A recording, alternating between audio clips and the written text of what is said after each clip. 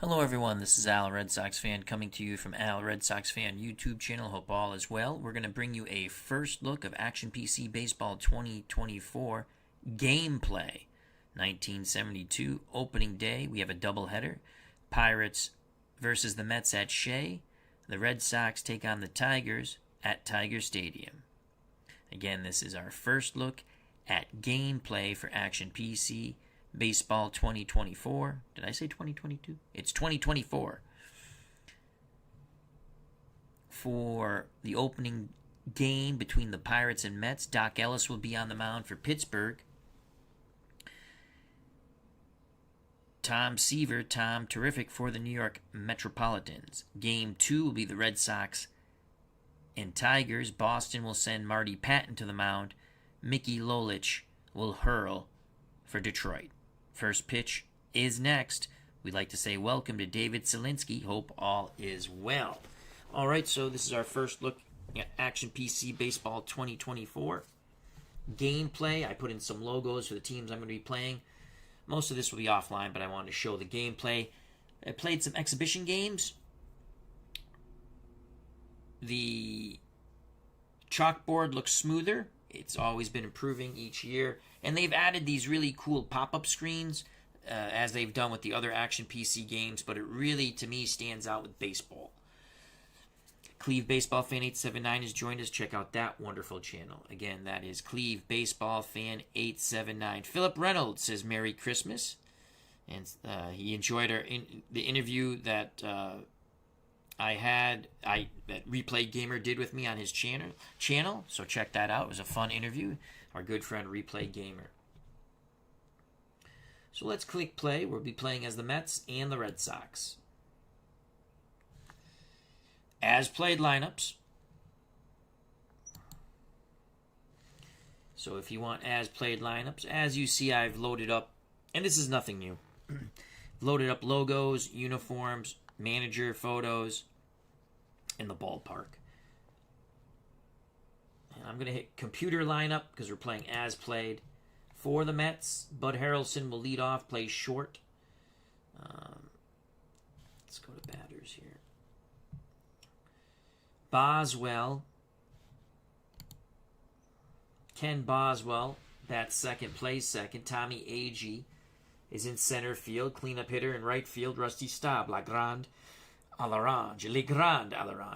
Cleon Jones bats fifth in left field. Jim Fregosi plays third, bats sixth. Batting seventh at first base, Ed Cranepool. Jerry Grody behind the plate will bat eighth. Tom Seaver does the pitching, batting ninth. For Pittsburgh, Rennie Stinnett leads off. He'll play second base. Al Oliver will play center, bat second. Right fielder Roberto Clemente, followed by the cleanup hitter Willie Stargell in left field. Batting fifth, playing third base, the son of the gravedigger, Richie Hebner. Manny Seguin does the catching, batting sixth. Batting seventh at first base is Bob Robertson. Jackie Hernandez will play short, bat eighth. Doc Ellis does the pitching, bats ninth. And we'll hit OK, and to the ballpark we go. I like this. This is a new screen. I like how they have the photos here of Doc Ellis and Tom Seaver. They'll give you what they actually did. I'm sure I can change that to the replay stats once we get something going here. It says, welcome to opening day at Shea Stadium for today's game between Pittsburgh and New York. Doc Ellis will pitch for Pittsburgh. Tom Seaver will be on the mound for the New York Mets. It's 59 degrees. And you can see in actuality, Doc Ellis was 15-7, 2.70 ERA. Tom Seaver, 21-12, 2.92 ERA. Play ball. Play ball. We love to hear that. Barbara Zelickman has joined us. Hope all is well. How's it going to Barbara? So Tom Seaver, and she says, "Oh, the Mets are my team." Tom Seaver is on the mound. He has a 7 defensive range with a .950 fielding percentage. Behind the plate, Jerry Grody, 8 range, 8 arm, .998 fielding percentage. Cranepool's at first. He's a 3 range. Boswell's a 3 range at second, so their range is pretty poor. Fielding percentage is pretty good. Buddy Harrelson's at short is a 7 range. Jim Fregosi at third, 6 range. Out in left field, Cleon Jones, 3 range, 4 arm. Center field, Tommy Agee, 7 range, 4 arm. Legrand à l'Orange, Rusty Staub in right, 3 range, 9 arm. Take a sip of water. And again, the higher the number for range, the better. The higher the number, period, the better. In the rating system for Action PC Sports. This is Action PC Baseball 2024, our first look at gameplay. And let's get started. Pesky Paul has joined us. Hope all is well. Check out that wonderful channel. He says, "Hi, Al, here to check this out. I don't know why, but I have never been able to get into this game. Might be time to try it again." Well, play, as we always say in the community, play the games you like. That's what you enjoy. I do enjoy this game, along with many others. Rennie Stinnett steps to the plate. Second baseman, right-handed batter. Grody sets the target. So I like to use this box. So Rennie Stinnett, if you look at this, has an 18.7% chance of getting a hit. So that's a 187 batting average if you look at that. So I'm going to go aggressive here. Seaver's going to pour it in. Ground ball to Harrelson, deep short. Strong throw to Cranepool, 1 down. That will bring up one of my favorite non-Red Sox players, left-hand batting center fielder Al Oliver. Seaver. And again, you can see this is a 28% chance of getting a hit. And then if you tag in the walk, the on base is there, you're looking at about 32%. So we're just going to go regular pitch to Oliver. Oliver swings up the middle. Boswell behind the bag. Pivots, throws to Cranepool, 2 away. MV, Mouse in the house. How you doing, my friend? Check out that wonderful channel. 2 outs, base is empty for Roberto Clemente. So if we look over here, you can see Clemente has about a 20% chance of getting a hit. Walking, about 3% if you add the points in there. So you're looking at about a 24% chance of getting on base. Grody goes through the sign. Seaver rocks and deals. We go pitch. Popped it up, foul territory. Cranepool moving towards the stands. Will Ed Cranepool have room? He's going to reach over. Can he make the catch? No, he cannot. Runs out of real estate. Pesky Paul, any changes on the time it takes to import logos, pictures, and fields? That's the same. But I have all of them, so that's, it's how much you want to put into the game. The person you want to ask these questions to is Steve Tate. There is a way to take your logos if you loaded them from the prior version, or fields, excuse me, with a season you're already playing in a prior version, which you can continue to play in the new version. There's a way to import it, but I wasn't playing in 1972, so I had to load everything in. 1 ball, 2 strikes to Roberto Clemente. Seaver nods his head. He kicks and deals to Clemente. Swing and a miss. 1, 2, 3 go the Pirates. Good job by Tom. Terrific. Due up for the Mets, Harrelson, Boswell, Agee to face Doc Ellis. Ellis is a right-handed hurler. Behind the plate, Manny Seguin, 5 range, 6 arm. And again, the fielding percentage. And this is cool. I forgot to. I love the baseball card setup, sort of. I mean, it's not. I love this setup. They've done this with all their games. It's awesome. But it really stands out. You'll see when something happens, it pops up. If someone makes an error, it pops up after the play. It's really cool. This is the way the card looks. So you can get a lot of information off here really quick and really easy by just hovering over it. I should have showed you that right off the bat. So Manny Seguin, he's a 5 range at catcher. His arm is a 6. You can see his pass ball ratings is 6. Fielding percentage 988. And you have the offensive stats also.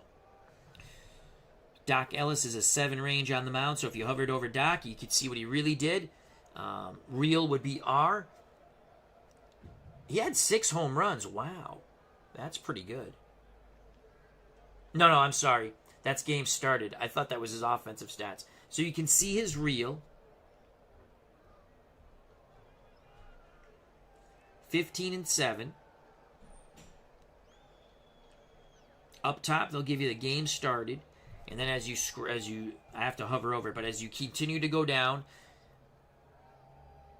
you can see it was 2.70 ERA, 15 and 7, average against 2.53.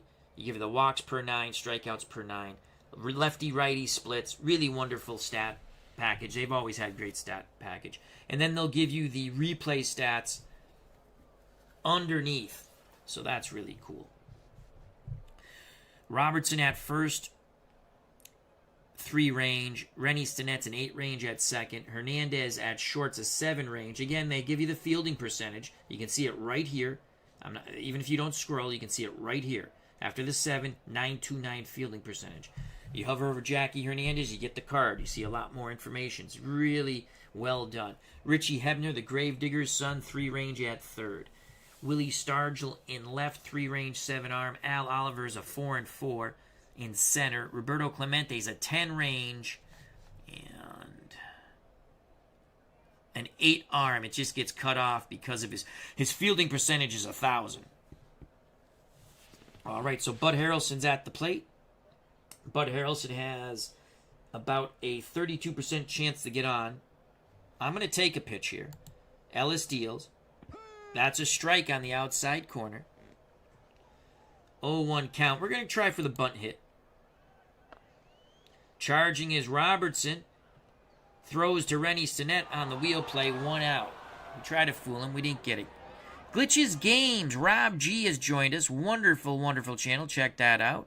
Says Merry Christmas to all. Very cool Shea Stadium. Sports Time Machine is here. Says wow, cool Shea Stadium. Remember to subscribe to our good friend Sports Time Machine.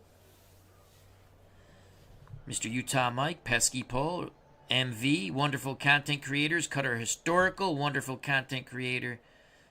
Philip Reynolds has a channel. Of course, Cleve Baseball Fan 879. Good to see so many friendly faces in the chat. 1 out for Ken Boswell. And again, if you want, you can see if you hover over Boswell. In 1972, Ken Boswell, 100 games, 355 at-bats, 75 hits, 9 doubles, 1 triple, 9 homers, 33 ribbies, 32 walks, 2 stolen bases, batted .211. That's horrific. On-base percentage, 274, slugging, 318, OPS, 592. And it gives you the lefty-righty splits. So, with Boswell, and some people don't like to play with the box. You can get rid of it. I like it. You can also click on it to just do this, but I like the little more information, how I want to pitch or how I want the batter to attempt to hit. Boswell, again, you're looking at about a 31% chance of getting on. We're going to let him swing the stick right off the bat. Boswell swings, grounds it to Hebner at third. Hebner's strong throw moving to his right for out number 2. Good job by Richie Hebner. 2 outs, base is empty for Tommy Agee. Tommy Agee, right-handed stick. He plays center field. Le Grand à l'Orange on deck. Rusty stop. Agee, not so good. We're looking at a 24% chance. He has a better chance of... He's got a decent walk chance here. But look at his strikeout. 21%. All right, here's the pitch to Agee.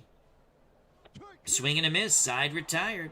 1, 2, 3, go the Metropolitans. We're through 1 here at Shea. No score. Dave Gardner has joined us. He had a chat going tonight. We'll catch that a little later. I was setting this up. He says, hey, boys, nice chat with Replay Gamer. It was wonderful. It was a good chat. Enjoy it. Have a good time speaking with Replay Gamer. Pesky Paul says, I have over 500 subscribers, and it's all because of you, Al. I don't put out enough stuff to have that many subscribers. It is appreciated. You're welcome. Well, I don't just say what I say for BS. I want to grow the community. You grow the community, it grows your channel, it grows everybody else's channel, it grows my channel, it grows the fun.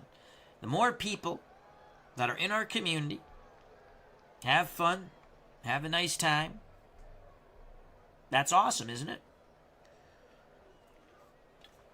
So I'm happy. Like I say, whoever has a YouTube channel, I hope you get 10 million subscribers. Hope you enjoy. Have fun.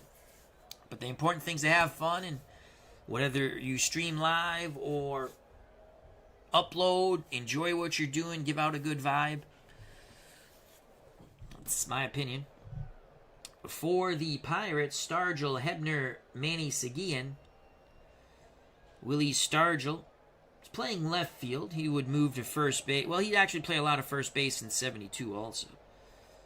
All right, let's look at Willie Stargell. Okay, you got 26%, nearly 27% chance of a hit, another nearly 10% chance of a walk. So you're looking at a 36% chance of getting on. I'm not going to go aggressive. We're going to pick up the sign from Grody. Here's the pitch. Swing and a miss. We got him to chase down and away. Beautiful. So again, if you want to see Seaver, what he's doing, you can look down here, but you can also hover. And you can see he's pitched an inning and a third, and he has struck out 2. I love the pop-up. I really do love the pop-up. This is new. This is magnificent. And again, wait till like a guy makes an error or something. Hopefully not the Mets. Or hits a homer. Hopefully it is the Mets. You'll see what I mean. Something pops up. If you hit a homer for the if the home team hits a homer, there's a thing that says home run. It's pretty cool. J.T. Dutch, how you doing? Hope all is well. Merry Christmas to you. Thank you very much. Greatly appreciate that. Richie Hebner, the Gravedigger's son. He's on my Massachusetts team because he was born in Massachusetts. Let's see here. He's a left-handed stick. So Richie Hebner, in 1972, 19 homers, 72 ribbies. He was a good player, Richie Hebner. Would later go on to play for the Mets. We're looking at Richie. Richie has a 32% chance of getting on. 22%. Slightly higher, 22%. You can see 22.8 of getting a hit. Nearly 10% chance of getting a walk. So I don't want to go aggressive there. I'm just going to go pitch. And I don't want to go pitch around because he's going to walk most likely if I go pitch around because that increases the chance of the walk. Doesn't mean I'm trying to get him to chase. So I'm going to go pitch here. Here's the pitch to Hebner. Outside. He rips it to center. He's digging hard. Double. So you see he had a double, right? And it pops up. I didn't do that. This is really cool. You have to X out of it. First double of the season. You can see that. It just pops up. I love it. And then when you want to get out, you just X out of it. So again, Hebner with his first double. 1 out. Hebner in scoring position. Manny Seguin. Manny Seguin's an excellent Batman. Not good at bunting, but you can see that hit and run is a 9. And again, the card pops up. If you hover over it, you can see he's a horrible bunter. But hit and run, you're not going to hit and run with 1 out with a guy at second. Okay? I might, if my hitter is stinky enough. I just want him to make contact, and you never know what happens. Mark Jones has joined us. How you doing, Mark? Good friend of the channel. He says, the 70s is my favorite decade for baseball. Dave Garner says, I wonder if the pop-ups are going to get old over time. It could, Dave. But I love it. I like it. And again, this pop-up is because I'm hovering over the name. I like the pop-ups. I like it in hockey. I like it in football. I like it in basketball. So I'm glad they have the uniformity of that. Just my opinion. All right, we have Seguin up, Robertson on deck. What did Robertson do? Let's click here. This is the old look. You can still click on it over here, obviously. Robertson in 72 batted 193. Manny Seguin batted 298. We are going to intentionally walk Manny Seguin. Sets up the double play. Robertson, we're going to go aggressive. We bore it in. Swing and a miss. All right, 2 outs. 2 outs, 2 on. Now we'll face the number 8 batter, Jackie Hernandez. Well, let's see what Jackie Hernandez. He batted 188. I can see it down here. But if I want to see it bigger, he batted 188. So I'm looking over here. 11% chance, slightly more. 11.6% chance of a hit.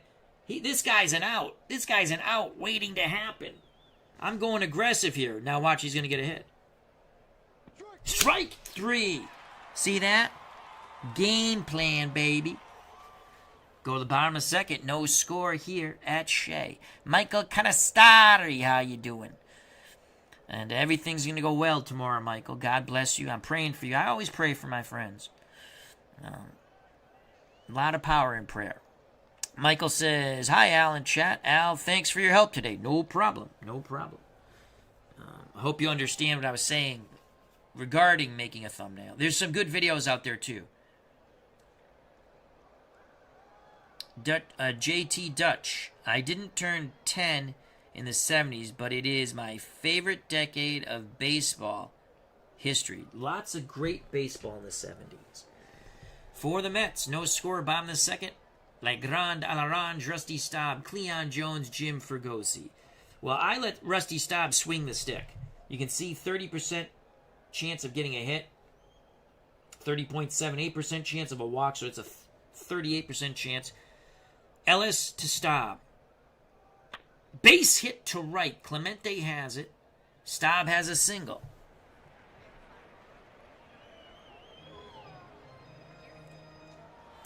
Albert Guzman from leadoff center field.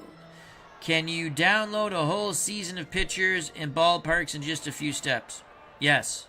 Just go to the Action PC community site. You download them. I provided a link on Digital Dice, and it wasn't my work. I found it, but when I find stuff, I download it, and I try to share it with people. I believe it's baseball photos from 1947 to 2005, and I've added to that. I have a, what's that called? A Google link or whatever, and you can download photos from there. But you can just go, you can go to the Action PC site, the community site. It's excellent. Use your resources, ask people, you know, so I'm happy you asked. You do have to get them in the right folders, you know. Michael Canastari says, perfect info, and now I have my first thumbnail. Excellent, Michael, so I'm glad I helped you. Steeler Fan 1933, how you doing, my friend? Mark Jones says, Hernandez for the Pirates can't hit and makes errors. All right, we have no outs. Rusty Staub at first. Cleon Jones at the plate. Now, I like to hit and run. That's just me, but you can see he's a 4 hit and run. Also, 18.8% of a hit. Almost 5% chance of getting a walk. So you're looking at 23% chance of getting on. I'm still going to play hit and run. There goes Staub. Oh, they throw over. Rusty Staub just gets back. Hit and run again.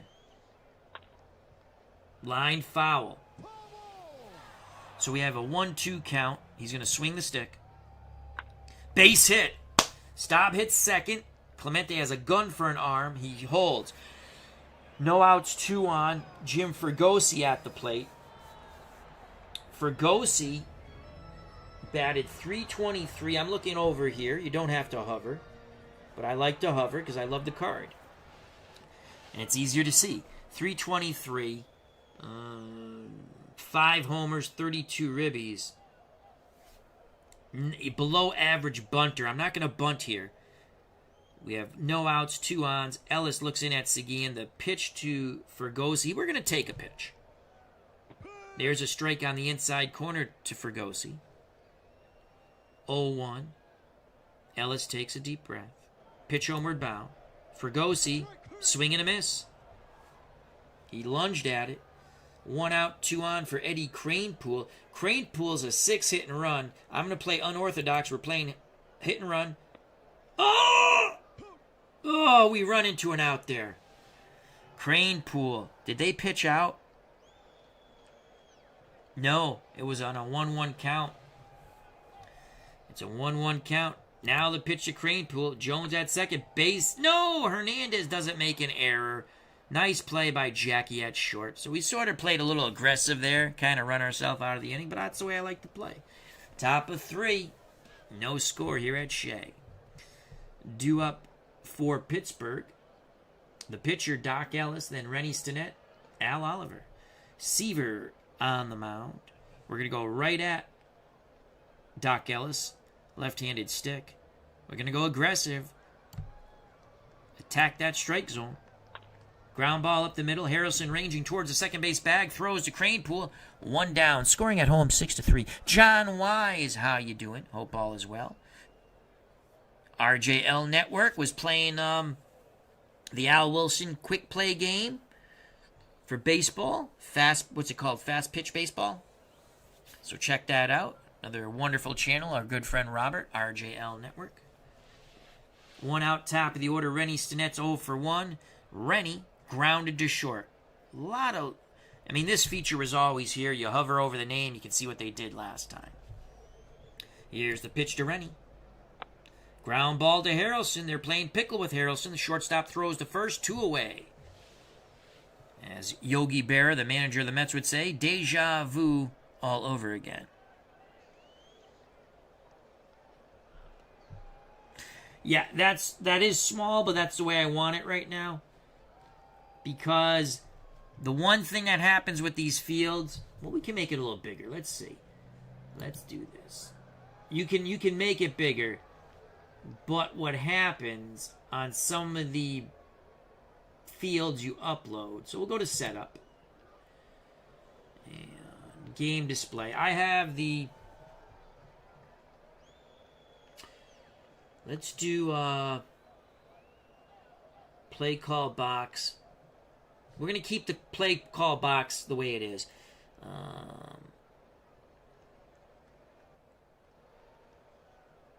Let's do pitcher stats in the corner. You know what? Player displays. Now we can move that, but that's not what I'm looking for. You can move it all over the place. Like you can move the pitcher up here, but then it cuts off the center fielder. Let's go. Where is the next to batter? Font size. Small. Extra small. Play-by-play. Team lineups.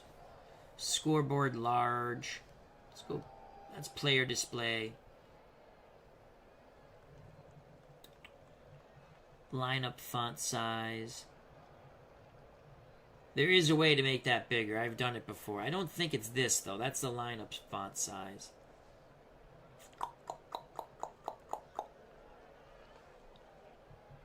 Lineup stats. Scoreboard large. It's probably right in front of my face. Player displays.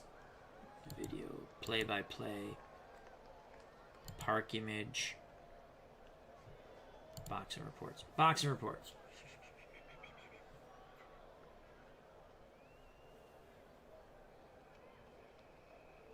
Yeah.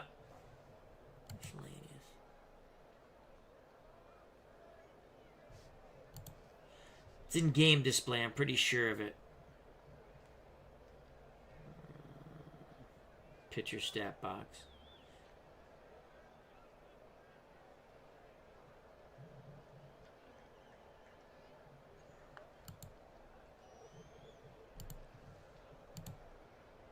Yeah, that's just changing that.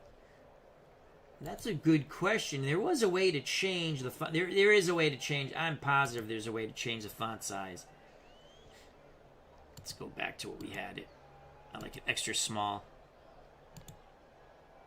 I don't know if they did away with that because you can hover to get the stats. So, we'll figure it out. There should be a way to change the fonts. Actually, when you're playing, you can see it pretty well. But I don't know what you're watching on, so.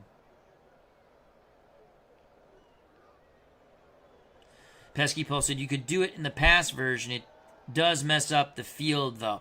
Yeah, that's the whole thing. When you make these bigger, and even the fonts bigger, it kind of takes away from the field, you know? As Pesky Post says, I need big text. I'm blind as hell. H-E double hockey sticks. So, all right, Al Oliver's up. There's 2 outs. He's 0 for 1. We're going to go pitch to Oliver. Outside corner. Base hit to right. Nice piece of hitting. Staub throws it into Boswell. 2 outs. Oliver's at first. We're not going to hold him on. I want Cranepool to have more range. So Seaver will face Clemente. We're going to go right at Roberto Clemente. 0-1. Ground ball to Harrelson. Harrelson will throw to Kranepool, and we just nicked Clemente.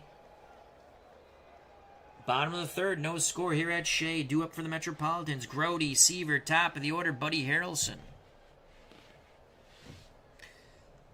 So that's going to be a question we're going to find out about JT Dutch to enlarge it. I know in the prior versions you could, but it messes up the way I like to see the field.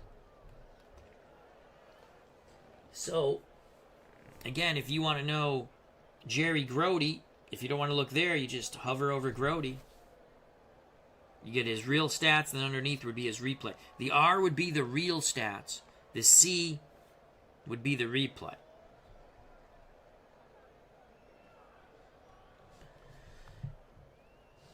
Glitches game. Options, setup. Game preferences, yes. Okay, but under game, it would be under game display, I would think, right?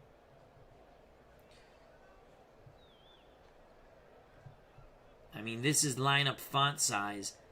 I don't think, so let's go watch. We'll go 15, but that only takes, see, that's for this, and it's, again, that's awful. Let's go back to 10 for that. Scoreboard large. You can make that small. I'm not seeing it.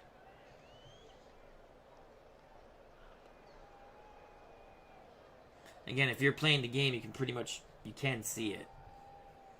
There was a way to do it before. Again, I apologize. I'm not seeing it right now.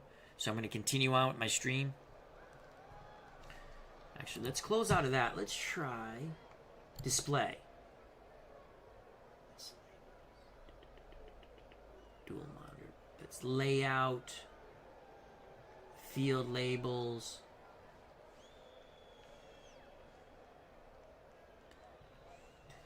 The boxes are going to stay the way they are. The boxes get bigger. It doesn't mean that the fonts get bigger. We already did that, John. We already did it. You can do this. That's pretty cool. I don't know what I just did, but that was cool.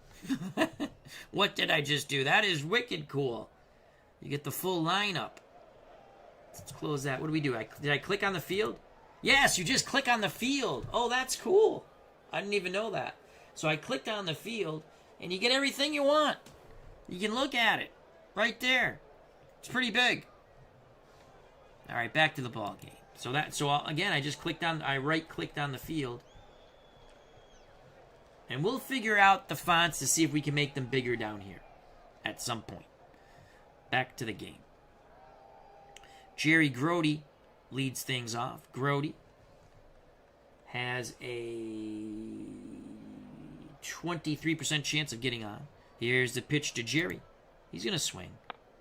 Grounder slowly to Hebner. They get the slow-footed catcher by about 2-3 steps. Yeah, you can make your own baseball cards. John Wise says if you hit print screen, you can make your own baseball cards. John, you can do that already, I think. I'll show you later. Or in a different stream. One out for Tom Seaver. Seaver's going to swing. Yes, we know the pitcher's hitting. Ellis to Seaver. He strikes out. On the 0-2, swing and a miss. 2 outs, top of the order, Buddy Harrelson, drag bunt. Run, Buddy, run! Hebner charges the throw. Oh, you didn't run fast enough, Buddy. Nice play by Richie Hebner, the Gravedigger's son. I thought we were going to get a hit there. Top of 4, no score. Both pitchers have only allowed 2 hits. Pirates have left 3 runners on base. Mets 1. See that up here. For the Pirates, Stargell, Hebner, Manny Seguin. Willie Stargell is 0 for 1. He struck out. Tom Seaver has struck out 4 while walking 1. The pitch to Stargell. Stargell works a walk.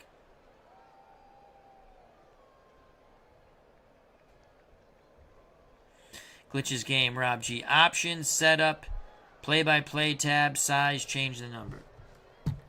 Options. Oops.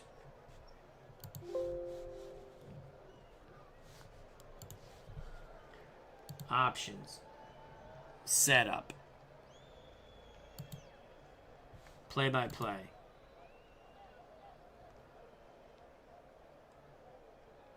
Play tab size.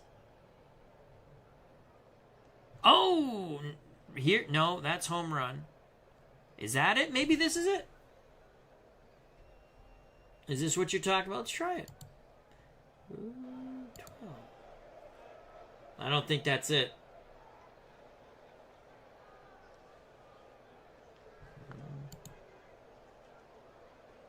Again, all it did was change this. It didn't change the numbers here.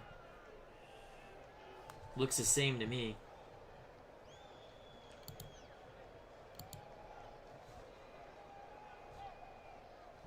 We did 12. So. Alright, let's make it bigger. It's not changing what's in the box, mind you. Let's make it 14.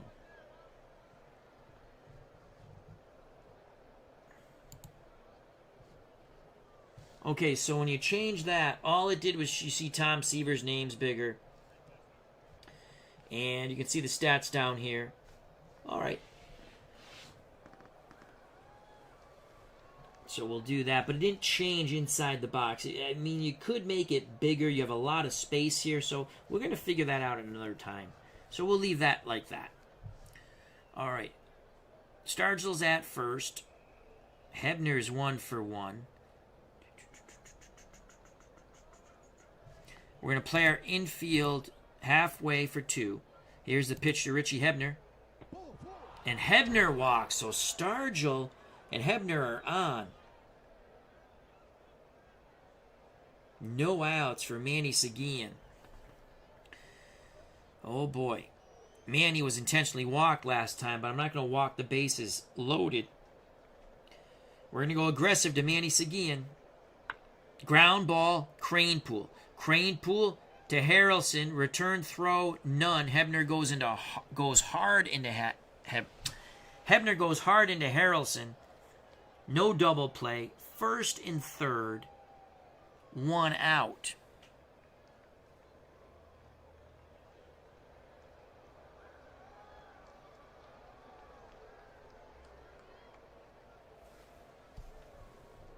Oh, the play-by-play did get larger. You can see that. Now we're going to face Bob Robertson. Again, Bob Robertson batted 193. We're going aggressive. We need a strikeout here. All right, we got a strikeout. Excellent. I think that's 5 strikeouts for Seaver. We're going to go aggressive to Jackie Hernandez. Popped him up. Left side. Harrelson, Jones, Cleon Jones racing in for Gosey, calling for it. He makes the catch. Tom Terrific and the Mets, we wiggle out of it. Bottom of 4, no score. For the Metropolitans in this scoreless game at Shea, opening day 1972. Boswell, Agee, Staub, La Grande à l'Orange.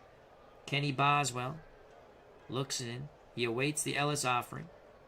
Pitch homeward bound to Boswell. Grounder back to Ellis. He'll throw to Robertson. 1 down. We have a pitcher's duel here at Shea. 1 out, base is empty for Tommy Agee. Agee's going to take. There's a strike on the inside corner. Agee didn't like that call. 0-1. Agee digs back in the right-hander's batter's box. Seguin sets the target. Agee awaits. The pitch. Base hit to center. Could be 2. Yes! Double for Tommy Agee. And you see the pop-up. I love that. It's pretty cool to me. First double of the year for Tommy Agee. 1 out. Agee's at second for Rusty Staub. Staub 1 for 1, singled to right. The pitch to La Grande à l'Orange. They pitch carefully to Staub to set up a double play. He gets the free pass. Agee second. Staub first. Cleon Jones at the plate. Cleon singled in the second. Cleon Jones will take. There's a strike on the inside corner. Cleon steps out of the box, now back in. Fergosi on deck. Ellis rocks and deals. Jones pops it up left side. Jackie Hernandez going out. Willie Stargell coming in. It's going to be Jackie Hernandez calling for it. The Pittsburgh shortstop makes the play. 2 outs, 2 on. Jim Fregosi at the plate, 0 for 1. Crane Pool on deck. The pitch to Fregosi. Grounder to Robinson. He'll take it to the bag himself. The Mets squander 2. Top of 5. Scoreless here at Shea.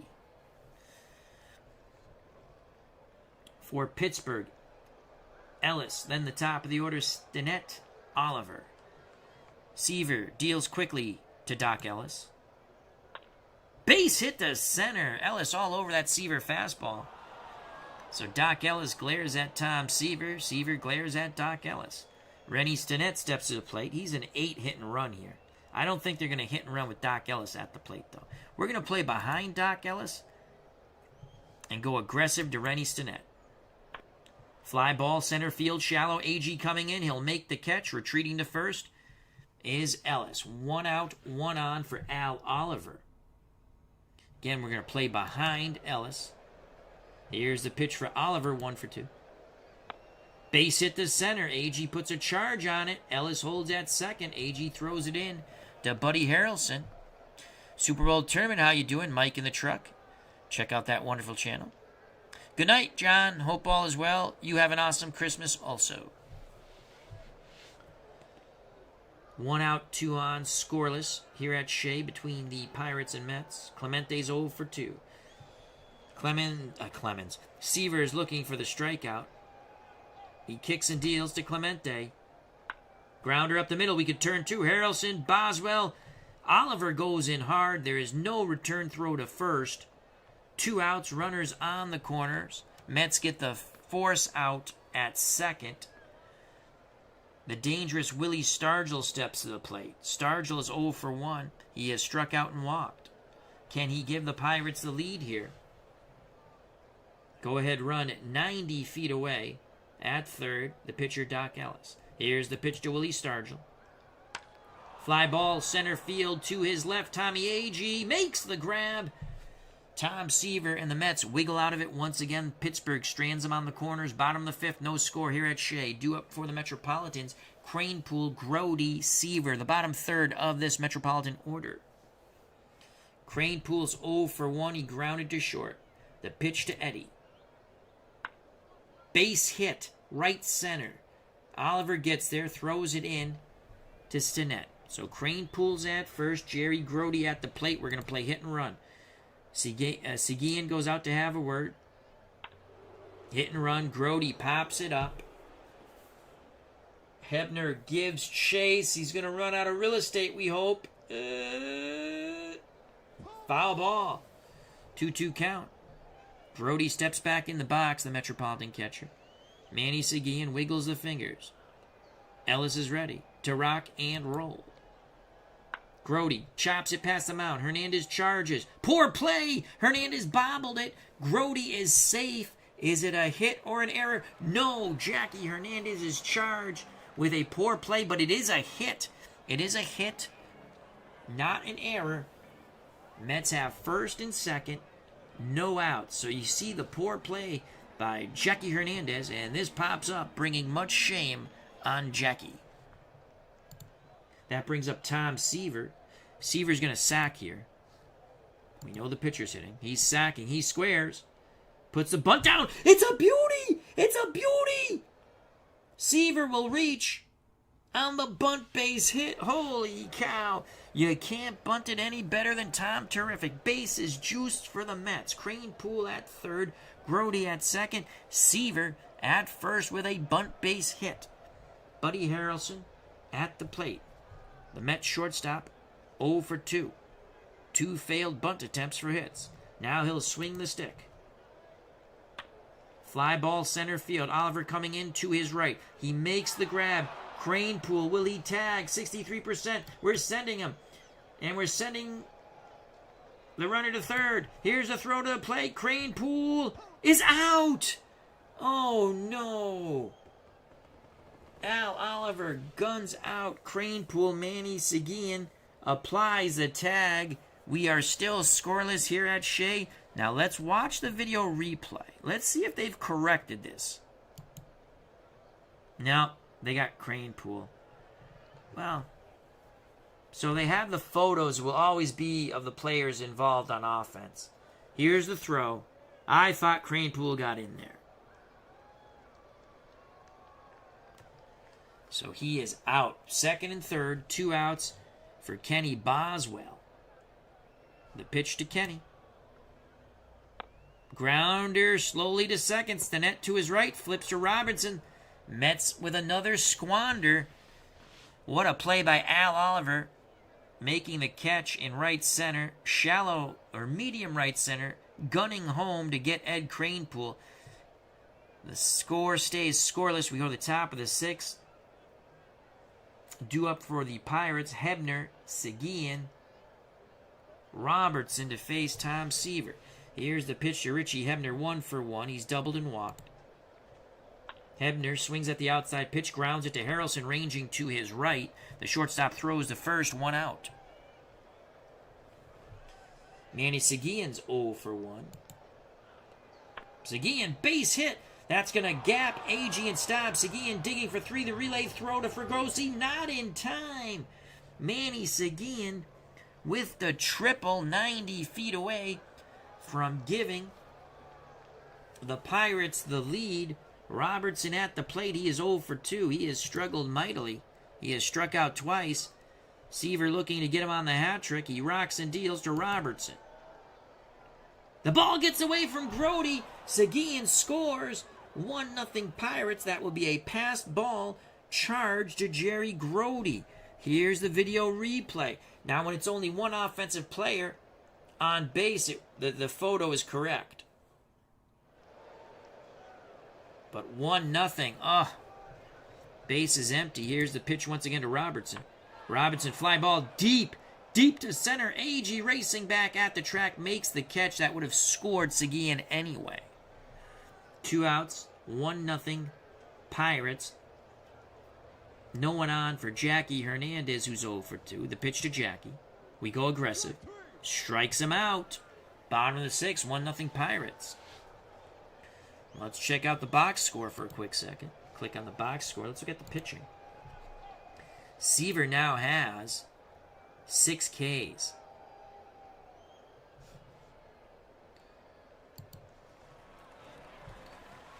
Ellis back up on the bump.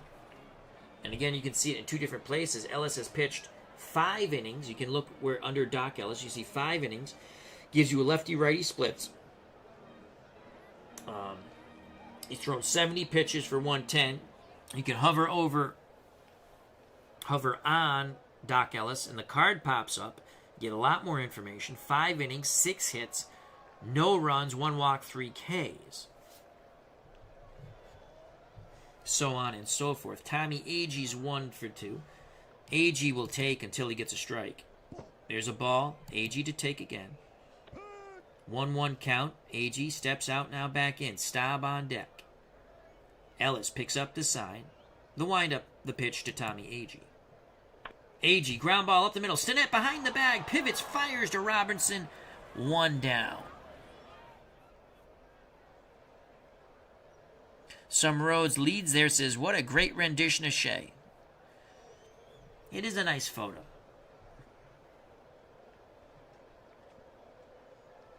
Yeah, and I do believe these are Mike Silva's ballparks, JT Dutch. These are the ones from out of the ballpark, which you can use in pretty much any game. So, again, thank you to Mike Silva.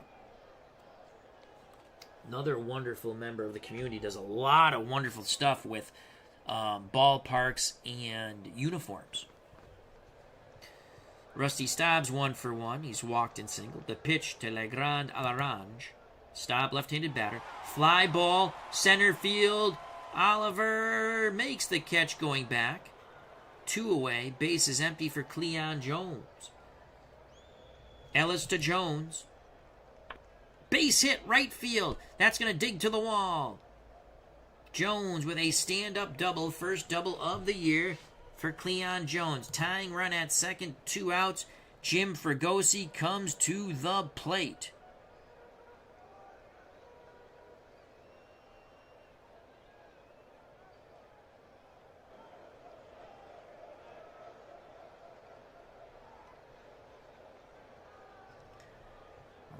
so let's see what we want to do here. Fregosi has about a 26.6 chance of reaching.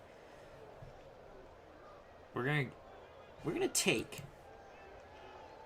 inside. Now with that ball, it goes up slightly. Goes up slightly. 0-1 count. Green light to Fregosi. Base hit. Clemente has a tremendous arm, but we got a 94% chance of scoring. Cleon Jones, you can see it up here. We're sending Cleon Jones a throw. Not in time. The Mets tie it. Clutch hit by Jim Fregosi.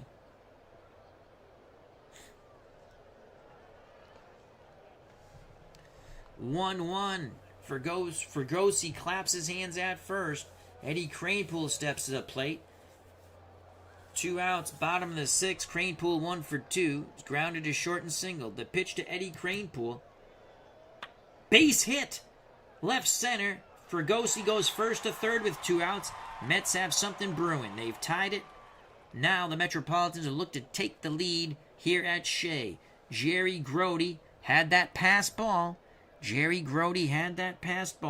That allowed the Pirates to score their only run.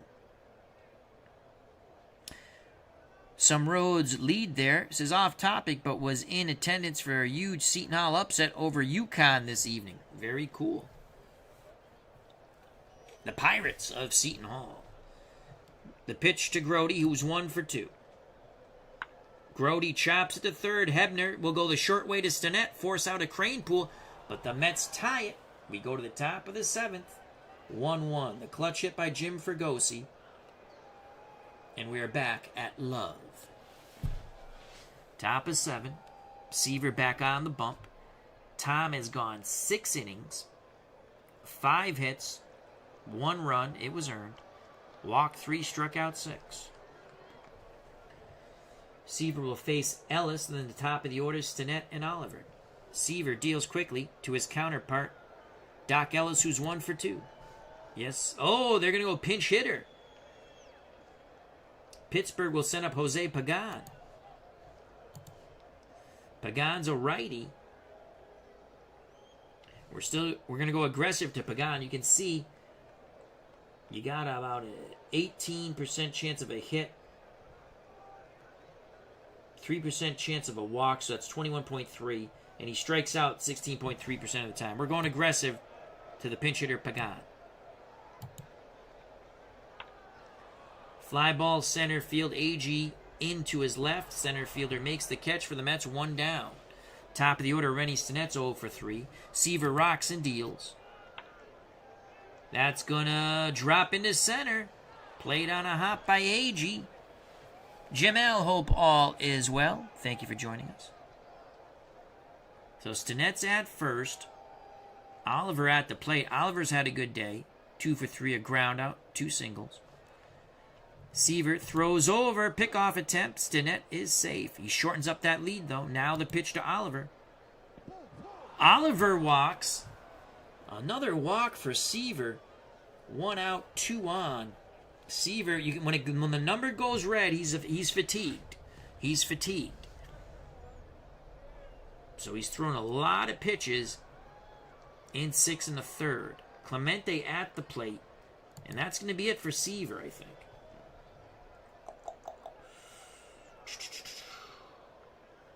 Don't want to go to Tug McGraw yet. Though he's good for 50 pitches.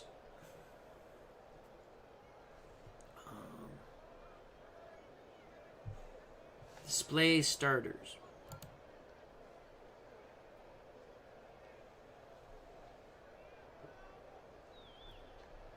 Chuck Taylor through 31 innings. And then you can see up here the breakouts.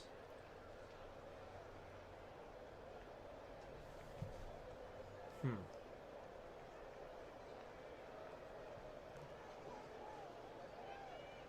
1.7 whip. ERA is 5. Oh, I don't like that ERA, that's for sure. Danny Frisella, whip 1.23. So they have righty, lefty, lefty. We're going Tug McGraw.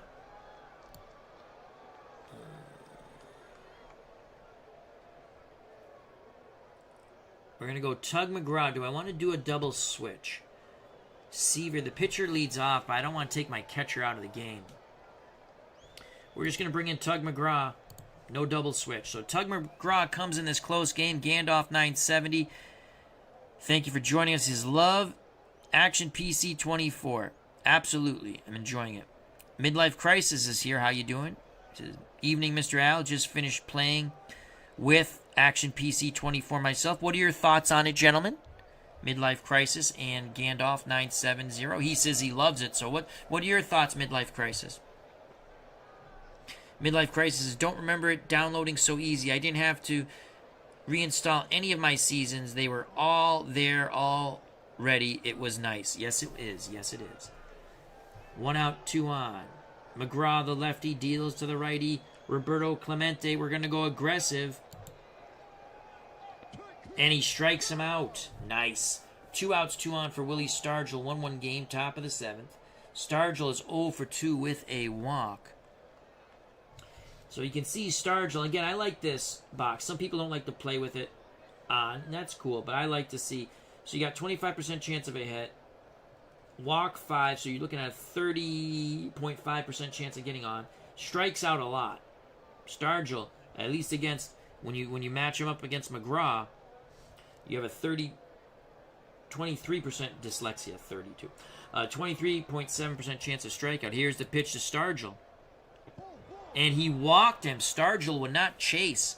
Stargell would not chase. Legend Sports Universe is here. Check out that wonderful channel. Hope all is well. Gandalf 970 says, the post-play pop-ups are spectacular and great addition. I love them. I love them. I do love the pop-ups. Bases juice for Richie Hebner. Lefty-lefty matchup. Hebner 1 for 2. 1-1 ball game. No place to put Hebner. Stinnett at third. Oliver at second. Stargell at first. 2 outs. McGraw on the mound. Grody behind it. Hebner in the left-hander's batter's box. The pitch to Richie Hebner, the gravedigger's son. Chopper to first. Cranepool underhand toss to McGraw. Tug does his J.O.B. The Pirates leave him loaded. We're still knotted at 1. Midlife Crisis says, I prefer the average instead of the percentage matchup box. So if you want that, then, and you know this, Midlife Crisis, but if someone wants that, you just click on the box and you get the average. So you get the, so McGraw, not odds of getting the hit or poor. Okay, on base percentage, not good. All right, so you can do it this way or the other way. I like the percentages. McGraw's going to take, a new pitcher for Pittsburgh is Ramon Hernandez. He is a lefty. He likes to throw fastballs. They max out about 86 miles per hour. 25 pitches.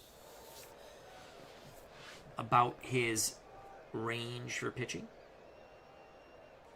And his defensive range is a 5. He's 32 years old. McGraw will be taken. Yes, we're going to keep McGraw in the game. There's a strike. He'll take again. 1-1 count. McGraw to swing the stick. And he strikes out. That's what we thought was going to happen. 1 out, bottom of the 7th, top of the order, Bud Harrelson. Harrelson's going to go for the bunt hit. Yes, buddy! The third time is the charm. Bud Harrelson, go Met baseball. What a beautiful drag bunt, bang bang play at first. Safe. Bud Harrelson beats out the bunt.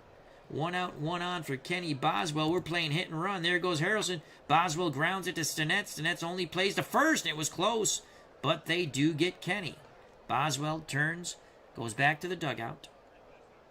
First base side. 2 outs, go ahead run at second. Harrelson, a competent runner at second. Tommy Agee at the plate is 1 for 3. Rusty Staub on deck. Midlife Crisis says, I like that you can scroll over a player now and see his matchup average versus the pitcher. You used to have to click on the player and bring it up on the right. You're right. So what he's talking about, we go to Tommy Agee, and you can see the matchups here. And before, you'd have to go and click on AG, and you still get the same types of information. Now it's just quicker by just scrolling over. Also, I did not know this. Watch this. You click on the field. I didn't know this. I found this out by accident. I just by accident clicked on the field. So all the players come up. Isn't that cool? And you can see everything. You know, if you want a quick reference, you just close out of it. Pretty easy. And again, you just click on the field. So we have 2 outs. AG at the plate. Chances of getting on base, 28.3% chance of getting on base, but he strikes out 21% of the time. We're going to let AG swing with 2 outs. And he strikes out. He strikes out. Harrelson stranded at second. We go to the top of the 8th, knotted at 1. RJL Network, Dave Cook did a great job on this version. Best ever, I think. I agree. I'm very happy with it. I get the new version every year because if you buy it on sale and then you're a prior owner of a game, not only do you get the discount for the sale, you get the prior owner discount. I think that's another 10%. Mark Jones says, this is the newest version. Yes, it is, Mark. And you can buy the, if you just buy the least expensive version, you don't get the 2023 season, you just get the Great Teams League. If you buy the next step up, you get the 2023 season, and you get, I think it's 4 seasons, and the Great Teams League. And then if you buy the Primo set, we'll say, in honor of Primo Canera, Mark Jones, confident, and he's a fight manager for Primo Canera in our boxing world universe. You get a lot of seasons.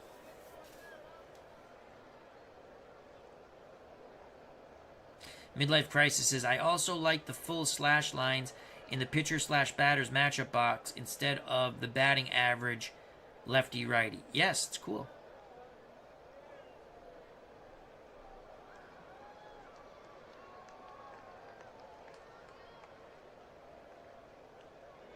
Jim Ellis says, Al, can you make those 2 bottom boxes look better by... Okay, we'll try this again. Options. I'm reading Jim L here. Setup. All right, we're going to do it again.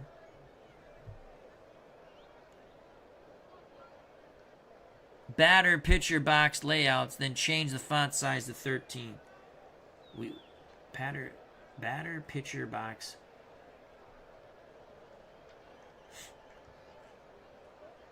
Options setup, batter, pitcher, stat box layouts.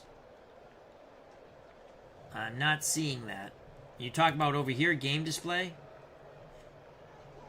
All that, no. You can't. You used to be able to. But now all you do is move it around. Yeah, it's game display. But see, this is just the play call, the height of the box. That's a play-by-play box. It really does nothing. It doesn't change the font inside. The pitcher stat box, if you look at it, you just move it. That's all it can do. Okay? This font size here is for lineups. This font size here is for lineups. This is for photos. So watch. If I this is to change the lineups. Oh, here. Okay. Oh! Got it. Got it, Jamel. So what we did... Okay. So what we did here is right here. Batter slash pitcher stats box layouts. All right. Now we're going to go to font size. Cool. Before I used to do it... Okay, so 13... Save. Well, I couldn't access it through the game, whatchamacallit screen. Okay. Oh, yeah, how's that? Cool. Thank you very much. Let's see what else.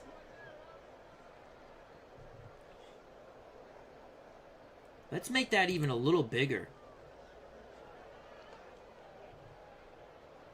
Let's make that 14. We learn together. How's that? I think we can go even bigger. I'm going to go 17. Let's see what that looks like. Oh, yeah. There we go. There we go. Let's hit play. How's that? 17.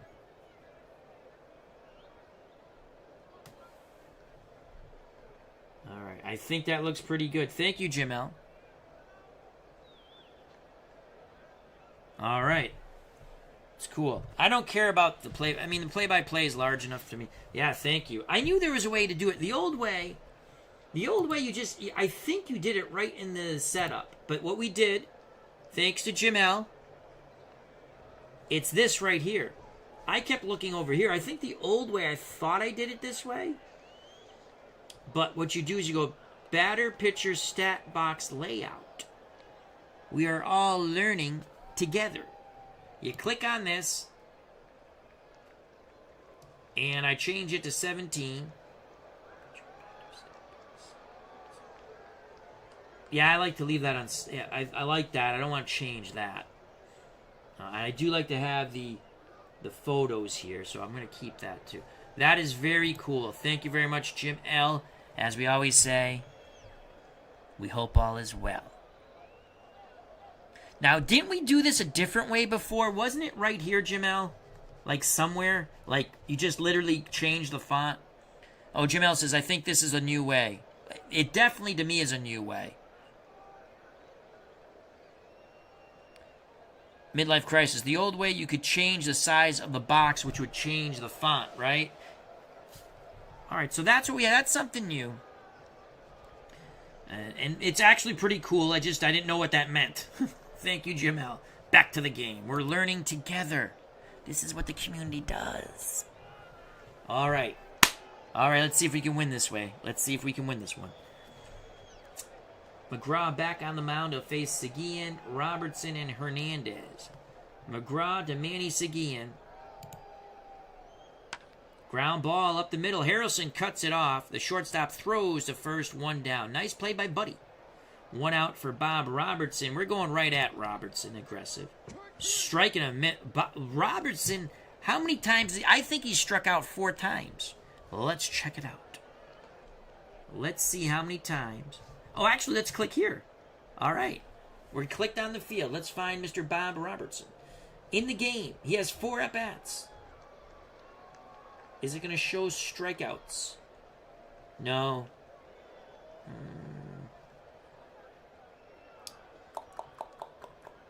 Shows other things. It doesn't show how many times he struck out. All right. Oh, we got Pittsburgh's. Oh, that's pretty cool. You can go Pittsburgh lineup, defense lineup. That's very cool. So you click on the defense. You got your outfield, your infield. That's cool. Now, Jackie Hernandez is batting. We'll just go to box score real quick. I don't manage... I'm sorry, Mark Jones. I don't manage the Pirates. Batting. Robertson, I think he's struck out... only 3 times. He's only struck out 3 times. Mets pitching has struck out 8. Pirates. All right. Mark Jones screaming for a pinch hitter. Here's the pitch. 0 for 3. Strikes out. Pirates will send David Giusti to the mound. He's a right-handed hurler.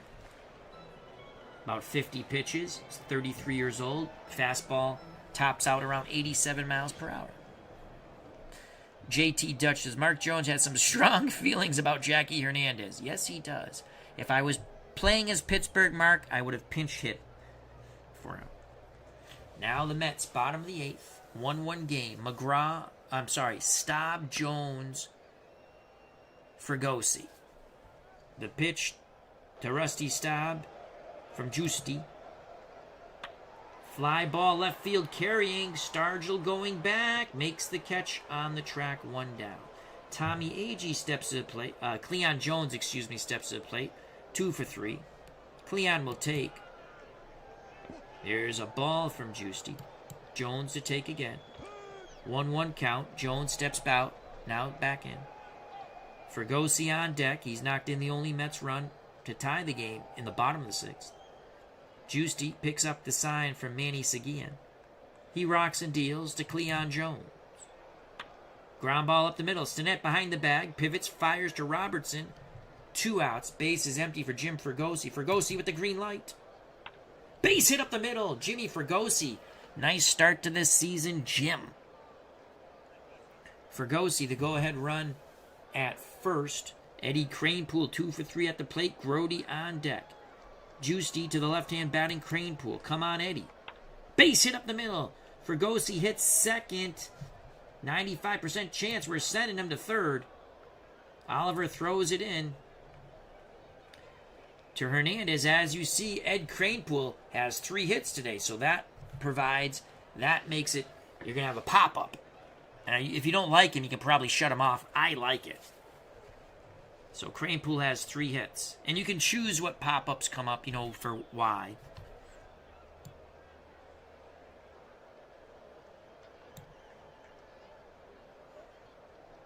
First and third, 2 outs. Jerry Grody. Can he make up for that pass ball that allowed the Pirates to score their only run?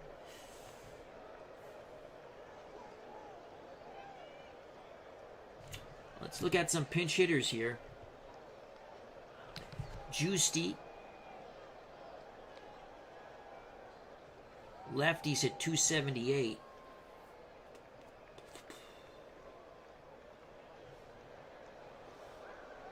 Who's our backup catcher? Duffy Dyer. We're going to go view Dave Marshall here.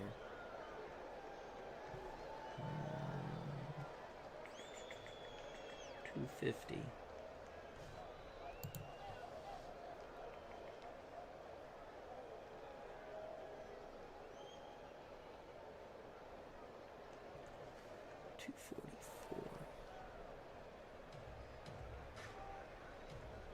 Johnny Milner's 260.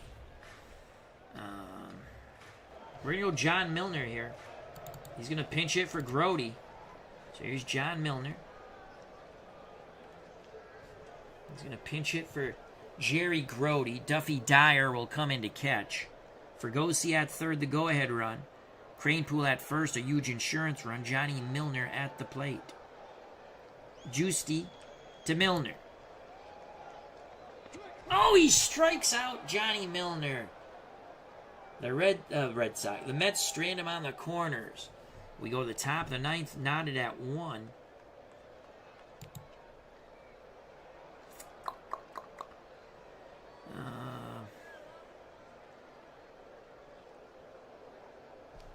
Dyer's going to come in to catch.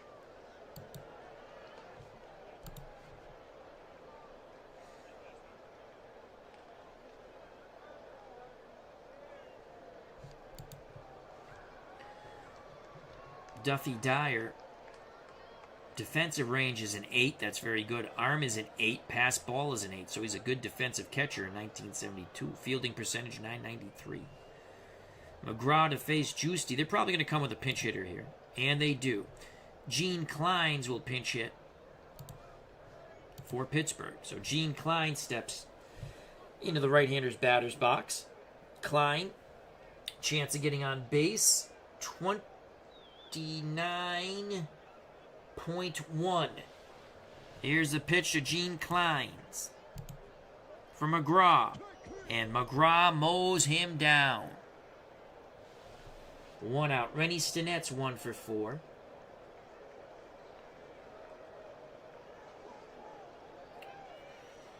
On deck is Oliver. McGraw picks up the sign from his new battery mate, Duffy Dyer. Here's the pitch to Rennie Stinnett. Strikes him out! Mets pitching is just mowing down these Pirates. 2 outs, base is empty for Al Oliver. Oliver's 2 for 3.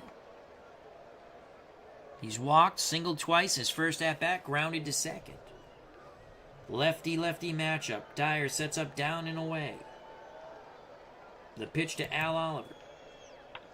Base hit to right. He took that outside pitch and was still able to put, I guess it got too much of the middle of the plate. Al Oliver now has 3 hits on the game. In the game, on the day. They're saying that Rusty Staub played that poorly. He played it safely, in my opinion. Dave Gardner says the game does look nice. I like it, Dave. And the other thing, if you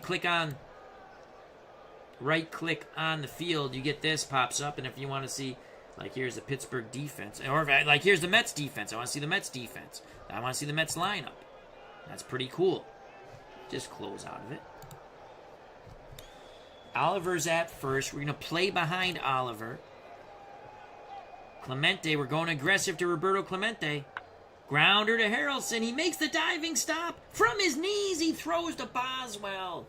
That is a web gem, and you can see the first great play of the year for Bud Harrelson. Oh, what a play by Buddy. Let's watch that video replay.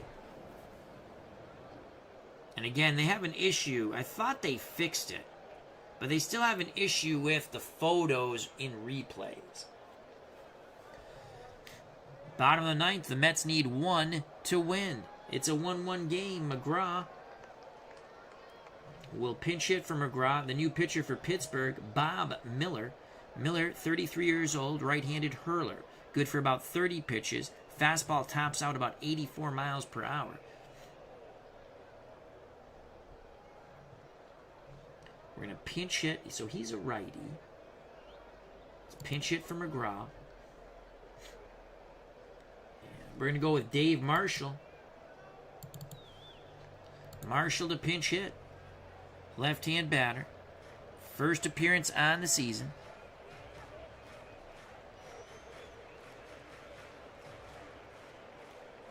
Here's the pitch from Miller to Marshall. Ground ball up the middle. Rennie Sinnett makes a nice backhanded play behind the bag. Throws to first, 1 down. Top of the order, Bud Harrelson. His 1 hit was a bunt base hit. He's going to swing the stick. Grounder, right side. Miller off the mound. Underhand tosses to Robertson. 2 away.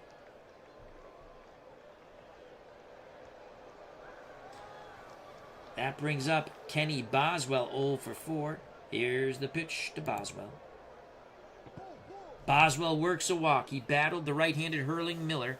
Winning run at first. Tommy Agee at the plate. 1 for 4. Agee with the green light. Grounder, Hernandez, Stinnett. We're going to extra innings. It's free baseball at Shea. We go to the 10th. And we still got the Red Sox game to play.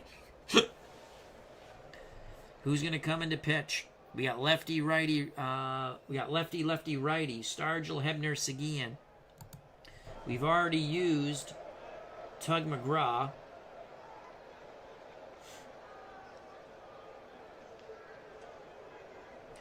So Danny Frisella is very tough on lefties, but righties hit him pretty good. We're going to go Danny Frisella. So here's Danny Frisella. Fastball about 89 miles per hour. 26 years old. Bushy eyebrows. Fielding range on the mound's a 7. Fastball tops out around 89 miles per hour. Here's the pitch to Willie Stargell, 0 for 2. Fly ball, shallow right. Staub coming in.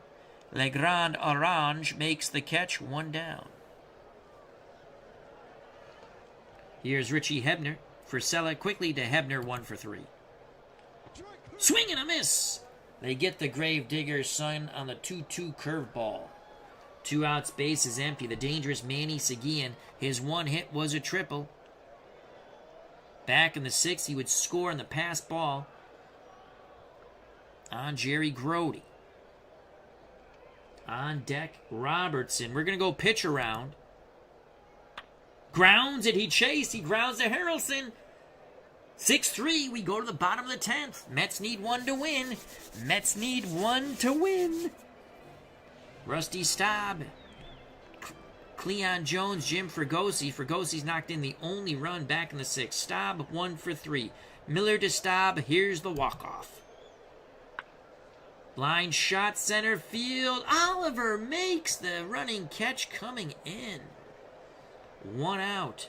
Cleon Jones, 2 for 4. Fly ball. It's a walk-off. It's a walk-off. Get up, get up, get up, get up. Yes! Walk-off homer. Cleon Jones. The Mets win 2-1. The Mets win 2-1. The walk-off by Cleon Jones. Shea Stadium explodes here on opening day. The New York Metropolitans. The walk-off win by Cleon Jones. Unfortunately, we can't watch a video replay of that. So the Mets get the walk-off win. Cleon Jones, bottom of the 10th, hits the walk-off solo shot. 2-1 Mets. Yes! Barbara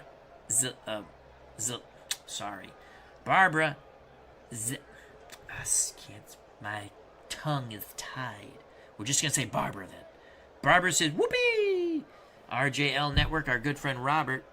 Mets win, happy recap. Meet the Mets, greet the Mets. It's going to be good talking to Ralph Kiner. Oh, we got another game coming, JT Dutch. Second game of our doubleheader, Red Sox Tigers at Tiger Stadium. If you'd like to stay, you're more than welcome. So let's quickly go to the pitching, as we already know what happened. The winning pitcher is Frisella. Seaver went 6 1/3, no decision. 6 hits, 1 run, it was earned. The run scored on the pass ball charged to Jerry Grody, the catcher. Walked 4, struck out 6. Seaver did struggle with some control there. Tug McGraw went 2 2/3 innings, 1 hit, no runs, 1 walk, 5 strikeouts. Mets pitching struck out 12 Pittsburgh Pirates. Frisella the win, 1 inning, 1 strikeout, zeros across the board. Doc Ellis, no decision, 6 innings, 9 hits, 1 run, it was earned. 2-out single by Jim Fregosi tied the game in the 6th. He walked 1, struck out 3. Hernandez went 1 inning, 1 hit, 2 strikeouts, no runs. Giusti, 1 inning, 2 hits, no runs, 1 strikeout. The losing pitcher, Miller, an inning and a third, and he lost the game as you just witnessed. Quickly to the batting. Stinnett was 1 for 5 with a strikeout. Oliver had a good game, 3 for 4, 1 walk. Roberto Clemente 0 for 5, 2 strikeouts. Willie Stargell 0 for 3, a walk and 2 walks and a strikeout. Richie Hebner, the Gravedigger's son, 1 for 4, a walk and a strikeout. He doubled. Manny Seguin tripled. He was 1 for 4 with a run scored. He scored on the pass ball. He had a walk. Robertson 0 for 3, 3 Ks. Robertson 0 for 4, 3 Ks. Hernandez 0 for 4 with 3 Ks. You can't win with your bottom 2 guys hitting 0 for 8 and 6 strikeouts. For God's sakes, Doc Ellis was 1 for 2. Pagan, the pinch hitter, 0 for 1. Hernandez, Giusti, pitch not hit. Klein's the pinch hitter, 0 for 1. He struck out. Miller, pitch not hit. Pittsburgh loses in extras 2-1, 37 at-bats, 1 run, 7 hits, 5 walks, 12 Ks, a double, a triple. 22 runners left on base. For the Mets, Bud Harrelson 1 for 5. Boswell 0 for 4 with a walk. Agee 1 for 5, 2 strikeouts, a double. Rusty Staub 1 for 4 with a walk. Cleon Jones had the walk-off homer. Was 3 for 5, 2 runs scored. Had the ribby, a double and a homer. Jim Fregosi 2 for 4 with a ribby, a strikeout. Cranepool was 3 for 4. Grody 1 for 3. Johnny Milner, the pinch hitter, 0 for 1 with a strikeout. Duffy Dyer came in to catch when we pinch hit for Grody with Milner. Seaver was 1 for 2. He had a bunt base hit. He struck out once. McGraw, 0 for 1 with a strikeout. Marshall, the pinch hitter, 0 for 1. Frisella got the win. He pitched, he did not hit. Metropolitans in a big opening day win 2-1. 39 at-bats, 2 runs, 13 hits, 2 ribbies, 2 walks, 6 Ks, 2 doubles, and the big walk-off homer by Cleon Jones. All right, that's that. Let's go to the Red Sox game now. And hit play. Second game of the doubleheader. We're in Detroit at Tiger Stadium. Midlife crisis, Tigers, Red Sox. A portent for a pennant race to come. They'll be duking it out all season. Yes, they will. Marlon Price looks good, enjoying the replays. Nice to recall old memories of baseball greats. Well, thank you, Marlon. It's fun to reminisce. Nostalgia is good. Now, I will play with the as-played lineup in this game. Usually I fiddle with the lineups. I like to play as-played rosters. Meaning whoever's on the roster that day, I'll make my lineup. We'll probably do that going forward because I will be playing the 72 season. Not every game online of the Mets and Red Sox, but we'll give you a game here and there. We're showing off 2024. And we've learned some stuff that I knew. I've shared it, and I've learned some stuff from the chat. That's what's beautiful about our chat. And the FOC, friends of the channel, friends of the community. Jim L helped me out greatly, and so did... let's scroll up.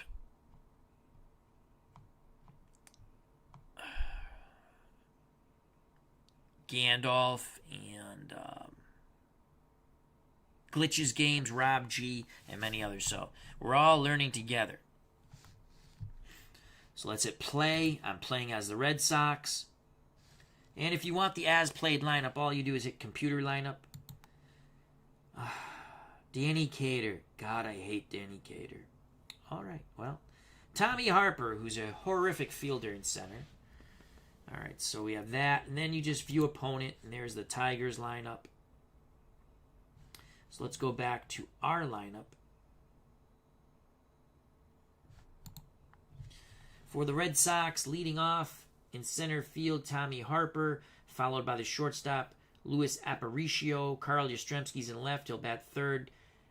In right field, the cleanup hitter, Reggie Smith. Rico Petrocelli bats fifth. He's playing third base. Batting sixth, we traded Sparky Lyle for Danny Cater. At first base, Danny Cater. Doug Griffin bats seventh. He's at second base. Josephson does the catching. He'll bat eighth. Marty Pattin on the mound bats ninth. Now for the Tigers, managed by Billy Martin. McCullough leads off. He's at second base. Rodriguez bats second, plays third. Northrup bats third, plays center field. Al Kaline's in right, cleanup hitter. Cash bats fifth, plays first base. Horton's in left, batting sixth. Doing the catching is Freehand, batting seventh. Brinkman bats eighth. He'll play short. Mickey Lolich, the portly left-hander, on the mound for the Tigers, will bat ninth. And we hit OK. To Tiger Stadium we go. And again, I love this part here. I love... Oh, well, I don't mean to hit that. I'm hitting these things, by the way. I love that this is the new screen. I absolutely love it. So welcome to opening day at Tiger Stadium. That part was always there. I like the addition at the bottom where they add the photos if you have them loaded, the logos, and what the pitchers... Again, this is what the pitchers did in actuality. Boston will take on Detroit. Marty Pattin takes the mound for Boston. He'll be opposed by Mickey Lolich for Detroit. It's 63 degrees in Detroit, Michigan at Tiger Stadium. Midlife crisis is they don't know what they have in the young pup Fisk. And let's play ball.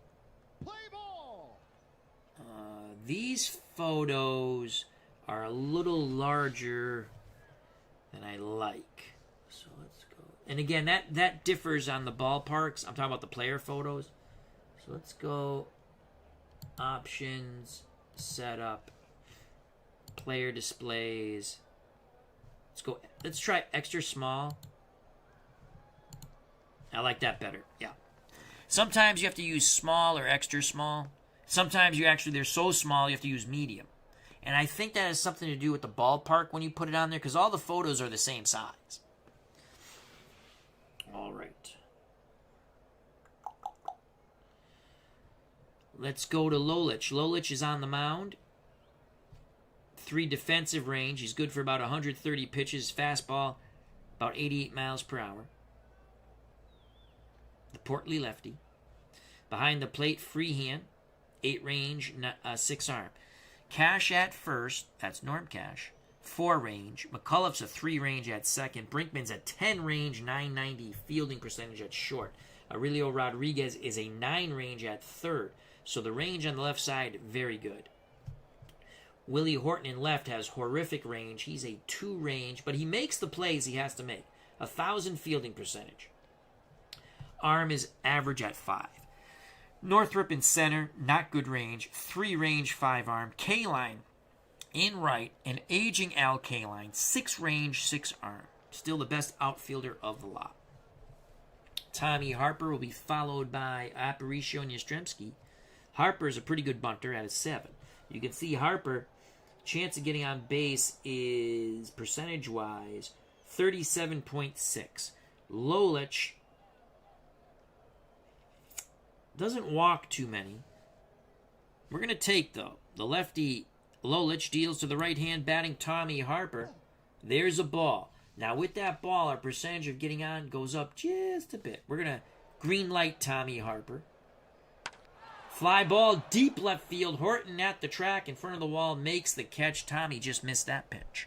So we're in game 2 of our doubleheader. You just missed a doozy with the Mets game 2-1 in extras. Walk-off homer by Cleon Jones. That brings up Luis Aparicio, a man who tripped and fell going around third base late in the season. Yeah. He should have scored. So Aparicio at the plate. The pitch to Little Louie from Lolich. Grounder up the middle, handled by Brinkman, the shortstop ranging towards the second base bag. 2 down, scoring at home 6-3.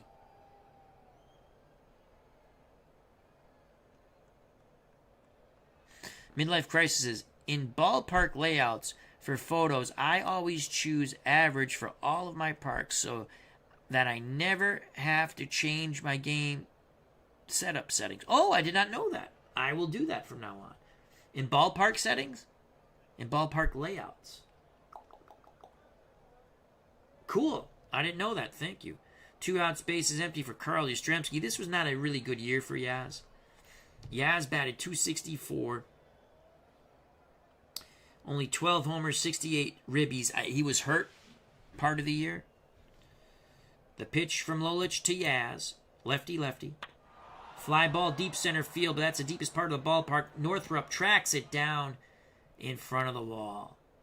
3 up, 3 down for the Red Sox. We go to the bottom of the first. 2 up for the Tigers. McCullough, Rodriguez, Northrup. Marty Pattin on the mound for Boston. 7 defensive range. Cater's a 3 range at first. Doug Griffin's a 10 at second. Aparicio, an aging Aparicio, is a 6 at short. Petrocelli's a 6 at third. Yastrzemski's a 7 range, and because of the length of his name, and I made it bigger, 8 arm. Tommy Harper's a 4 and 4 in center. Reggie Smith, 6 range, 7 arm in right. Behind the plate, Dwayne Josephson, 2 range, 1. He's horrible defensive catcher. 2 range, 1 arm. When it comes to that, he makes the plays he's supposed to make. 1,000 fielding percentage. Pass balls average at a 5. McCullough at the plate. Rodriguez on deck. Marty Pattin to McCullough. Fly ball shallow right. Reggie Smith comes in, 1 out.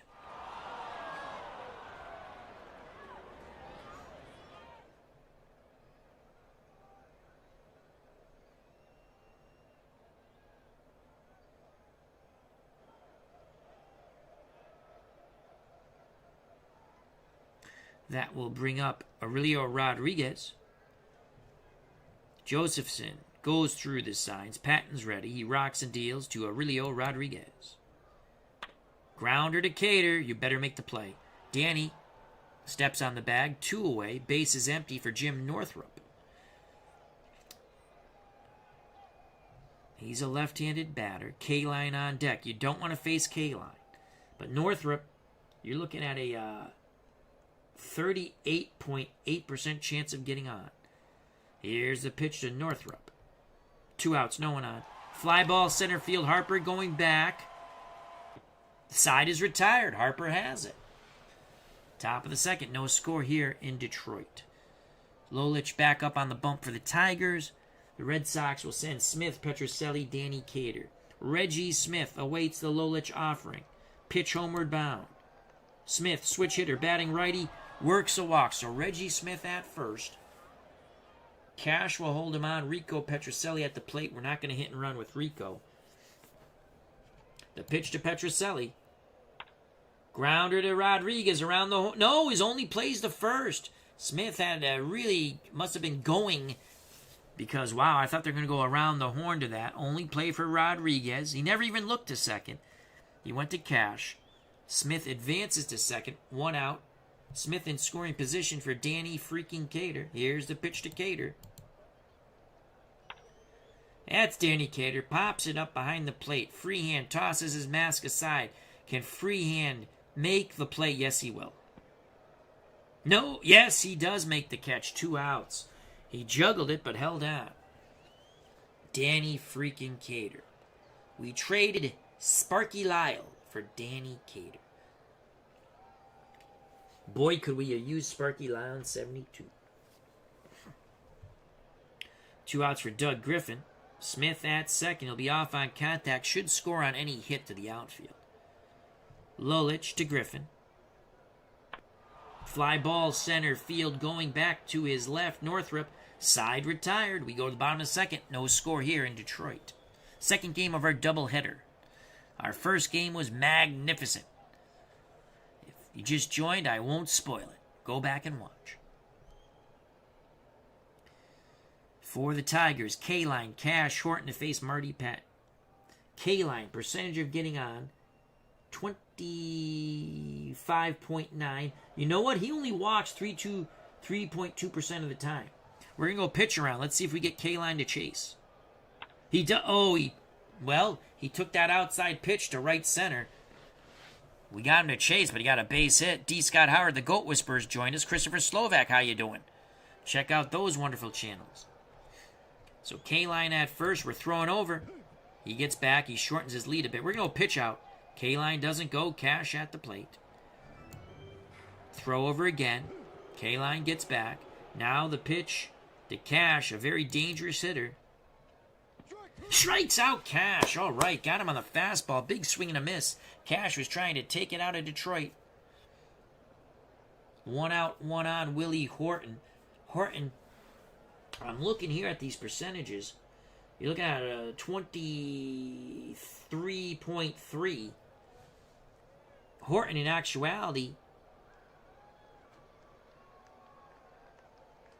231, 11 homers, 36 ribbies. We're going to go aggressive to Willie Horton. Fly ball, right field line. Reggie Smith on the run. Foul ball. Woo! Christopher Slovak says, I'm doing great, Al. Thank you for your broadcast. Love listening to them. Well, thank you for your broadcast, Christopher. Remember, if you have not subscribed to that wonderful channel, please do so. 2-2 count. Pattin throws over to first.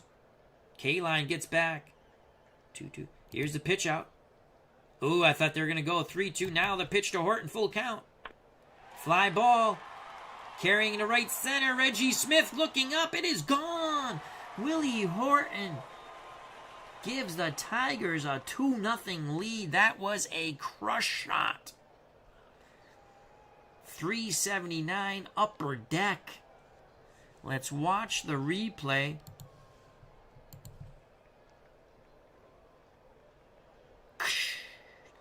And see, they have to see that. That's the photo of Jim Fregosi. I'm gonna have to. I hope they could fix that, but I do love the replays. And that's only if you have obviously the photos on the field. So 2-0, 1 out. Freehand at the plate. Pattin to Freehand. Grounder to Griffin. Griffin will throw to Cater. Low throw. Cater scoops it out of the dirt. There's an injury here. Freehand's injured, but he's going to stay in the game.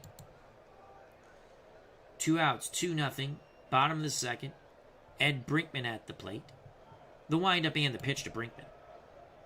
The righty works a walk, so Pattin's struggling after the 2-run bomb by Willie Horton. We go aggressive to Lolich. Strikes him out, side retired.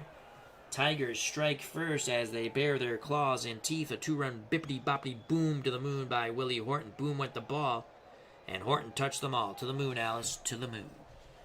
Lolich with a 2-run lead. Top of the third, they'll face Josephson. Pattin, top of the order. Tommy Harper. Dwayne Josephson. Let's see what Dwayne Josephson can do here. Not a bad... You got 34% chance of a hit. 5% chance for a walk, so that's 39% chance. Lolich to Dwayne Josephson. Freehand sets the target. And with all that chance in his favor, swing and a miss on the 0-2. Waved at the fastball. That brings up Marty Pattin. He's going to take. Yes, we know the pitcher's hitting. Lolich to his counterpart. There's a strike. He's going to take again. 0-2. The pitch to Pattin. Choking up. Swing and a miss. Side retired. I have 2 outs. 2 outs.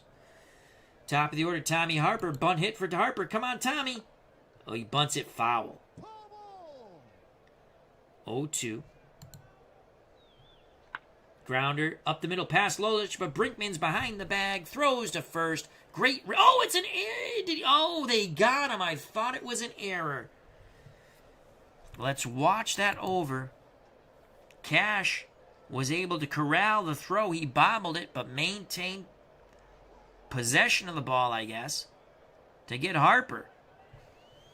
We go to the bottom of the third. Harper protesting. So is the Red Sox manager. Bottom of the third, 2-0 Tigers. Top of the order for Detroit, McCullough, Rodriguez, Northrup to face Marty Pattin. McCullough 0 for 1. He flew out to right. Here's the pitch to McCullough.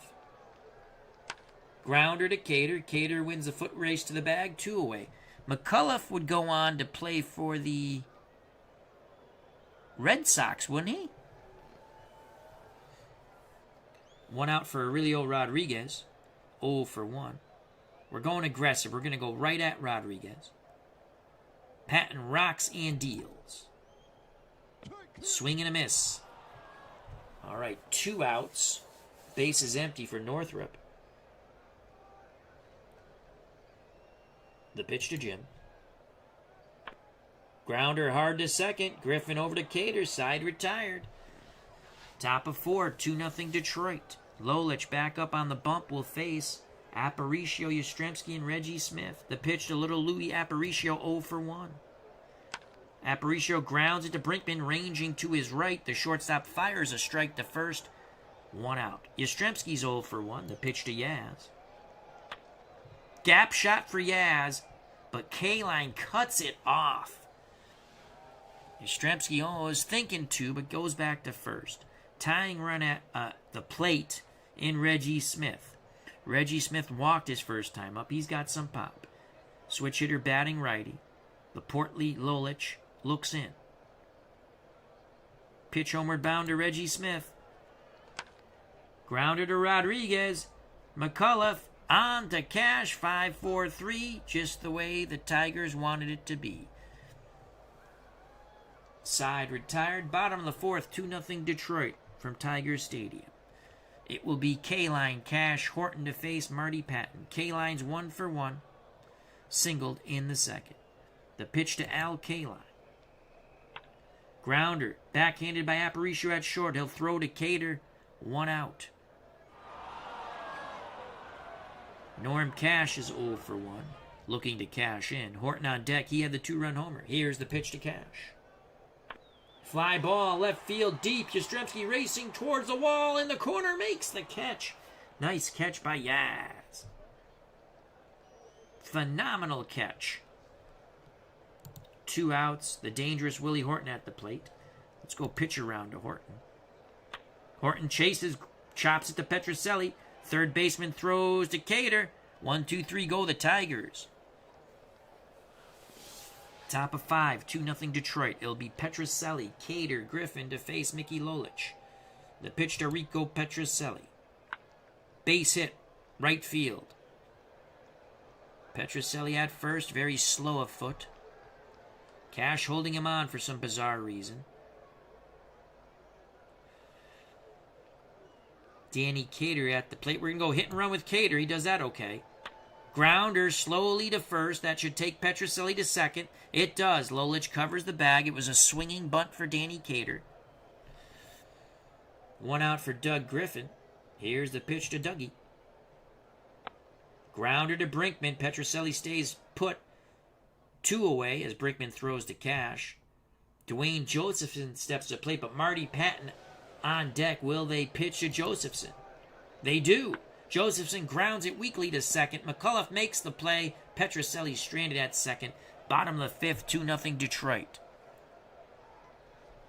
Pattin back up on the bump. He's made one horrific mistake. The 2-run homer in the bottom of the 2nd to Willie Horton, the Tiger left fielder. Pattin will face the bottom 3rd of this Tiger order. Freehand, Brinkman, Lolich. The pitch aggressively to Bill Freehand. Jammed. Grounds it to first. Cater takes it to the bag. 1 out. That'll bring up Ed Brinkman. Pattin again is going to go aggressive. That's a base hit to center. Harper cuts it off in front of Yastrzemski. 1 out, 1 on for Lolich. We throw over. Brinkman gets back. Now the pitch to Lolich. Is he going to square? He does. It's a good bunt. But Cater makes the tag. But it is a good bunt by Lolich. He advances Brinkman to second. But now there are 2 outs. Top of the order, Dick McCullough. His friends call him Richard. 0 for 2, as you witness here. The pitch to McCullough. Swing and a miss. They strand the runner at second. We go to the top of the 6th. That 2-run shot holding up for the Tigers. For the Red Sox, trailing by 2, it's going to be Pattin. Top of the order, Harper Aparicio. The pitch to Marty Pattin. Yes, we know the pitcher's hit it. He strikes out. Big swing and a miss. Lolich on the day has struck out 3. Walked 1. Here's Tommy Harper 0 for 2. We're going for the bunt hit here. Lolich fields it. Throws to first. McCullough covering on the wheel plate. 2 away. Aparicio's 0 for 2. Lolich to little Louis Aparicio. Grounder up the middle. McCullough backhands, pivots near the bag, throws to Cash. 1-2-3 go the Red Sox. Red Sox bats have fallen silent. Bottom of 6, 2-0 Detroit. For the Tigers, Rodriguez, Northrup, K-line. If anyone gets on, Cash. The pitch to Aurelio Rodriguez. Line shot to left. Yastrzemski makes the grab. 1 out. Jim Northrup's 0 for 2. He's flown out and ground out. Pattin takes a deep breath. Looks in. He rocks and deals. Northrup. Base hit, opposite field. Nice piece of hitting by Jim Northrup. Took the outside pitch and just went with it. 1 out, 1 on for K-line. He's 0 for 2. Red Sox are going to look to play for 2 in the infield. They're halfway. The pitch to Al K-line. There goes Northrup, the throw down by Josephson. And he got him! Oh my lord. A pop gun arm. Josephson throws out Northrup. We've got to watch that over. Again, the photo's incorrect. Wow, the wind must have been behind Josephson. It was a quick release by Dwayne and an accurate throw. 2 outs, bases empty for K-line. 0-1 count. Here's the pitch to K-line. Fly ball, center field. Harper going back, makes the catch in front of the wall. That was carrying a little too much for our liking. Top of 7, 2-0 Detroit. Red Sox will send Yastrzemski, Smith, Petroselli. If anyone gets on, Danny freaking Cater.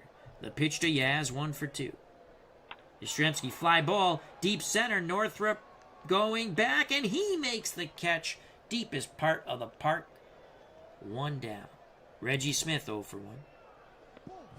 Smith works a walk. Tying run coming to the plate, Enrico Petrocelli. Petrocelli 1 for 2. Last at bat in the fifth, he singled. In the second, he grounded to third.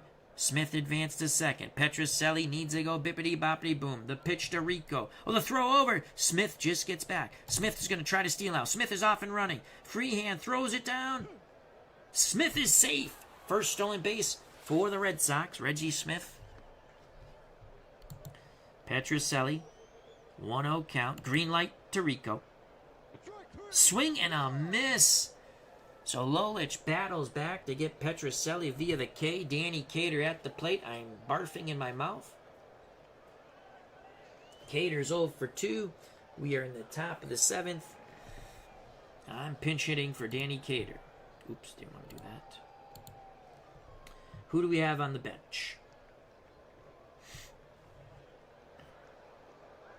We have Carlton Fisk. We have Phil Gagliano.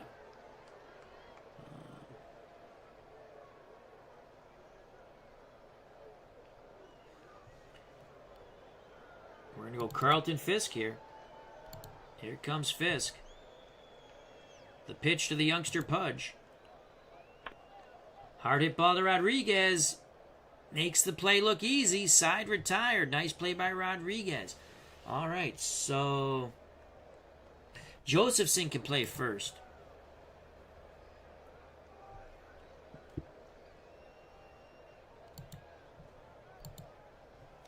And Fisk will stay in to catch. Marty Pattin still on the bump. Marty has thrown 79 pitches, good for 130. Still 2-0 Tigers here in the bottom of the 7th. Bernard Strom Sports Replays joined us. He says, hey, everyone. How you doing, Bernard? Thank you for joining us. Check out that wonderful channel and subscribe.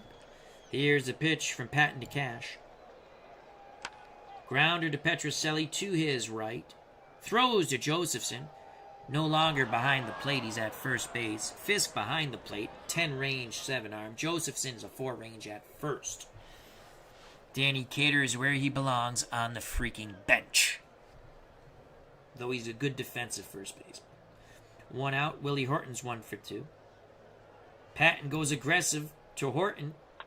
Chopper up the middle. Griffin has it. The second baseman throws to first, scoring at home 4-3, 2 down. Freehand's 0 for 2. Pattin again will go aggressive. Brinkman on deck. Fly ball, right field, but not deep enough. Reggie Smith makes the catch, touches the wall. We go to the top of the 8th, 2-0 Tigers. We have a lineup change by the Tigers. Ike Brown to play left field. So Ike Brown is a 5 range, 2 arm. 1,000 fielding percentage. Mickey Lolich with a 2-0 lead. Let's give you Lolich numbers. They're right over here, down here. He's thrown 7 innings, 2 hits, no runs, 2 walks, 4 Ks. Doug Griffin is 0 for 2. The pitch to Doug. Grounder to third. Rodriguez throws to Cash. They get Griffin. 1 out.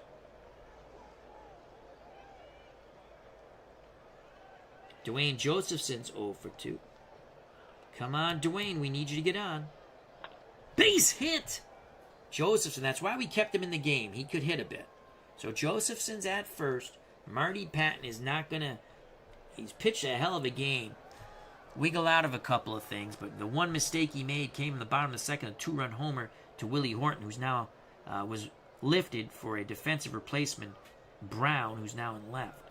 So Pattin will not bat. We're going to go to Phil Gagliano. The Gag. Come on, Phil. He used to play for the Cardinals, now playing for the Red Sox. Lolich to Gagliano. Josephson at first. Gagliano, fly ball. He got under it. Northrup coming in. Center fielder makes the grab. Quickly retreating to first is Dwayne Josephson. Now it's Tommy Harper 0 for 3. He's going to take. Here's a ball. Swing the stick, Tommy. Yes, it's gone! Tommy Harper crushes the Lolich pitch down the left field line, upper deck, and we're knotted at 2 to the shock and chagrin of Tiger fans.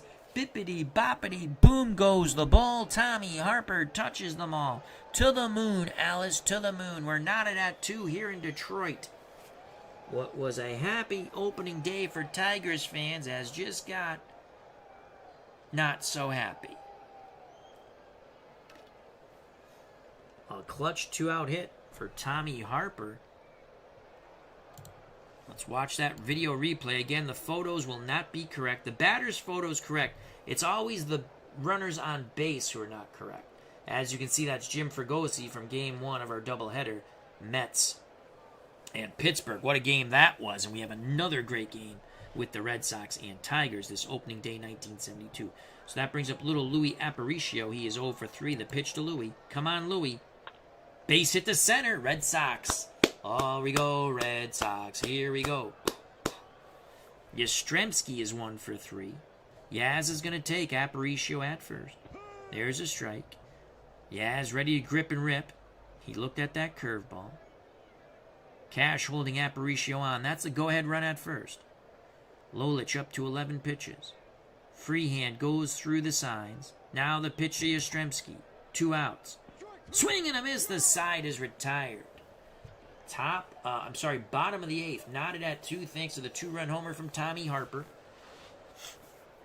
Detroit will send Brinkman, probably a pinch hitter for Lolich. Then the top of the order, McCullough. We need a pitcher.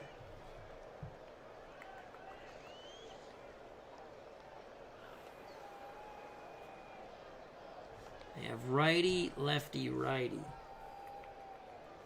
Roger Moret. I always liked Roger Moret. He only threw 5 innings, but he must have been, yeah, that whip is horrible. Louis Tiant didn't start till the second half of the year, really. I'm pretty sure of that. He was coming off an injury. That's how they picked him up from Cleveland. I could pitch Tiant here.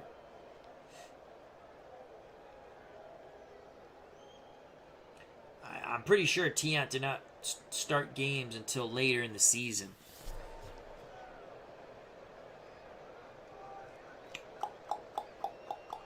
I'm positive. Louis Tiant's coming in. So El Tiante on the mound. He did have 3 saves. He was awesome in 72. Started pitching the bullpen, but late in the year he became a starter, or midway through the year.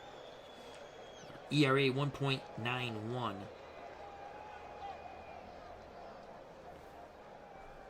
2-2 ball game. The pitch from Tiant to Brinkman. Base hit to center. Oh boy. Brinkman at first. Lolich puts the bunt down. Fisk has it. What a play! But it does advance the go-ahead run to second. What a great play by Fisk. It looked like it was going to be a bunt single for the portly Lolich. That will bring up the top of the order, Dick McCullough. McCullough 0 for 3. Tiant whirls, dirls, and deals. Fly ball, center field. Harper coming in to his left, makes the grab. Brinkman retreats to second. Harper throws to Petrocelli. 2 outs. Aurelio Rodriguez at the plate. Tiant goes aggressive to Rodriguez. Grounder to Petrocelli. On to Josephson. Side retired. Tigers strand Brinkman at second. We go to the top of the 9th. Knotted at 2. How do you do? Lolich back up on the bump. He'll face Reggie Smith, Rico Petrocelli, and the youngster, Carlton Fisk, the kid they call Pudge. The pitch to Reggie. Ooh! Came in high. Off Reggie's shoulder. Not happy with that. Reggie Smith at first. Cash holding him on. Petrocelli at the plate. Petrocelli to take. Smith barking at Lolich on the mound. That was a strike to Rico. He didn't like the call. Lolich looks to first, now in at freehand. Slide step to Petrocelli. Swing and a miss. Set him up nicely for the fastball. 1 out, 1 on for Fisk. Fisk 0 for 1. The pitch to Pudge. Pudge works a walk. Smith goes to second. 1 out, 2 on. The speedy Reggie Smith, the go-ahead run at second. Fisk, not a bad base runner. Big insurance run at first. Doug Griffin at the plate. He is 0 for 3. The pitch to Dougie. Freehand wants to make sure Lolich is on the same page. Now, pitch homeward bound. Griffin chops it up the middle. McCullough steps on the bag. Fisk goes in hard, upending McCullough. No chance for a double play. A little pushing and shoving. Order is restored. 2 outs, runners on the corners for Dwayne Josephson, who's 1 for 3.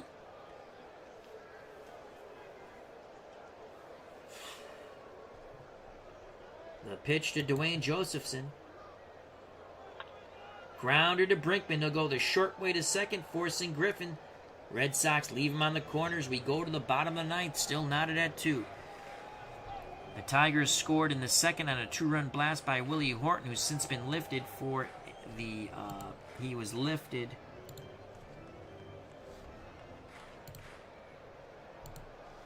for Ike Brown. I love that you can click on the field now. That's so cool. Then the Red Sox tie the game with a 2-run homer with 2 outs by Tommy Harper in the top of the 8th. Harper Valley PTA. All right, can we take it to extra innings once again? Second game of the doubleheader. Pirates Mets were the first game, and what a game it was. Free baseball there. We might have free baseball here. Tiant to Northrop, 1 for 3. Base hit to right. Tigers have the winning run at first. That brings up Al Kaline. Tiant takes a deep breath. Corkscrew delivery to Kaline. Popped him up. Beautiful. Fisk, the youngster, throws his mask askew. Going back towards the screen. He should have room. Yes, 1 out. The dangerous Norm Cash steps to the plate. Tiant to Cash, who's 0 for 3. Swing and a miss. Nasty breaking pitch. 2 outs. Northrop will be off on contact. Tiant's going to throw over to first. We got him. We got him. We picked him off. Tiant with a sneaky little throw. Northrop gets in the pickle and he is tagged out. We go to the top of the 10th. 2-2. How do you do? Let's watch that over. Mr. Northrop, you are out. I think it was Aparicio applying the tag. So now Tiant at the plate.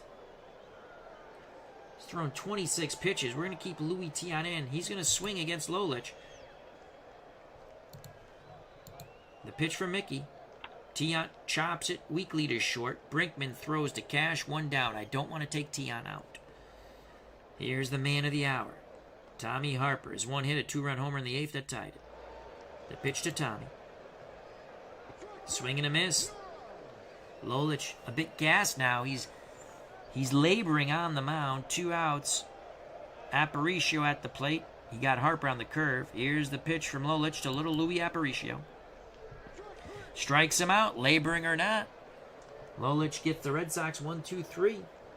We go to the bottom of the 10th. More free baseball. Tiant to face Ike Brown, who came in defensively for Horton in left. Then it's Freehand and Brinkman. Tiant looks in at the youngster Pudge. Tiant nods his head. Corkscrew delivery to Brown. Oh, pinch hitter. It's going to be Tony Taylor. A much better hitter. But you can see that he only walks 2. We're going to go pitch around. Let's see if we get Taylor to chase.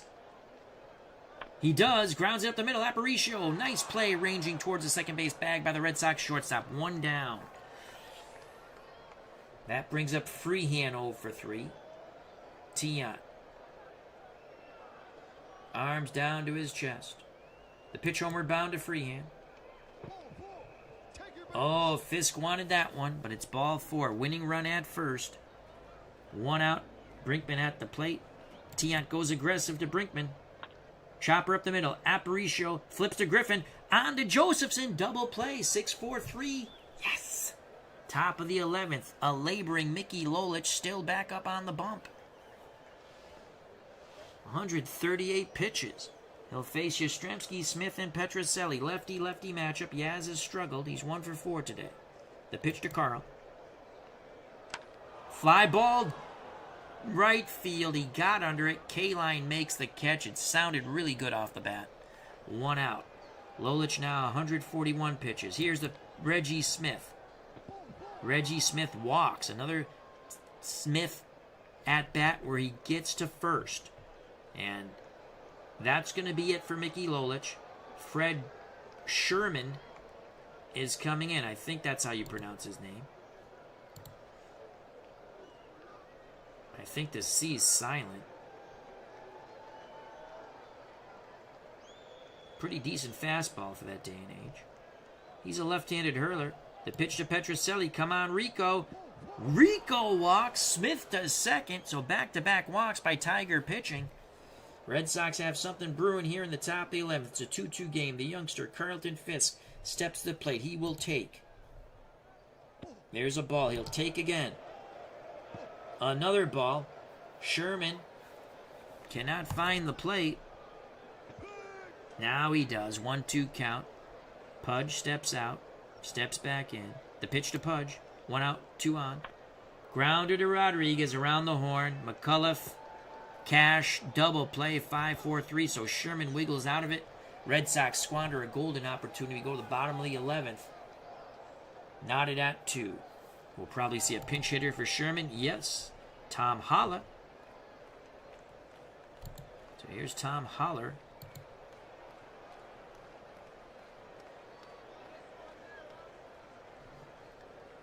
Tiant will go aggressive to Holler, left-handed batting pinch hitter. Strikes him out. Good job by Louie. He's going to go aggressive to McCullough, who's 0 for 4. McCullough weakly grounds a second. Griffin charges, throws to Josephson, 2 down. Tiant is a cooking. Aurelio Rodriguez is 0 for 4. Tiant hopes to make him 0 for 5. Popped him up. He jammed him left side. Aparicio, Petroselli. Aparicio, Petroselli. It looks like it's Petroselli calling off Aparicio. 1, 2, 3 go the Tigers. We go to the top of the 12th. Knotted at 2. Ron Peronowski, the former Dodger and Twin, is in the game. He's a lefty hurler. Dave Gardner says, is this Tiger Stadium? Yes, it is. Yes, it is. So here's Doug Griffin, who's 0 for 4. Peronowski to Griffin. Grounder past the mound. McCullough has it. Nice play by the Tigers. Second baseman, 1 out. Dwayne Josephson, 1 for 4. Ron Peronowski looks in at freehand. The windup, the pitch to Josephson. Josephson, base hit to center. Second hit of the game for Dwayne Josephson. He's a pretty good base runner. He's a 6. Cash playing behind Josephson. Louis Tiant at the plate. Now it's decision time. I'm sticking with Tiant. He's going to sack bunt here. He squares the bunt. Puts it down. Free hands only play to first. 2 away. Josephson to second. Tommy Harper for the lead. Base hit! Yes! Send him, send him, send him, send him, send him. 91% chance. We're sending him. The throw. Save! The Red Sox take a 3-2 lead. That's why we sacrifice bunt with 1 out. Tommy Harper's knocked in all 3 runs. Aparicio at the plate. The pitch to Louis Aparicio. Freehand trying to get on the same page with Peronowski. Now the pitch homeward bound. Aparicio grounds it hard to Brinkman. The shortstop will throw to Cash. Side retired. But the Red Sox take a 3-2 lead. Tiant says he's ready to go. He appears to be strong. Will face Northrup, K-Line, and Cash. The pitch to Jim Northrup. Base hit to left. Oh, that sinking feeling. He has 3 hits on the day, Jim Northrup. Tying run at first. Winning run at the plate now, K-Line. Tiant takes a deep breath. Corkscrew delivery to K-Line. 1 for 4. K-Line, base hit to center. Northrup goes first to third. Oh, boy. 3-2 ball game. Infield will come in.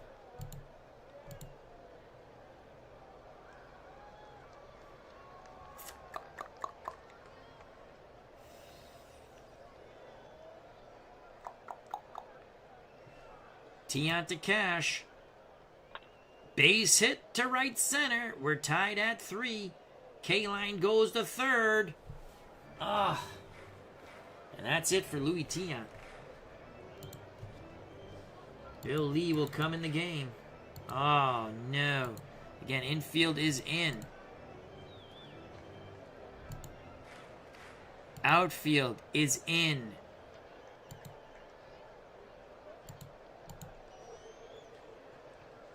Wow, Gates Brown is better against lefties. Lee to Brown. Mickey Stanley to pinch hit. We appreciate that. Lee to Mickey Stanley. Fly ball to Smith. Tagging will be K-line. Throw him out. Throw him out, Reggie. Throw him out. No, they hold him. Ooh, 1 out. 3-3. Oh, man. We blew the save. We blew the win. Freehand at the plate.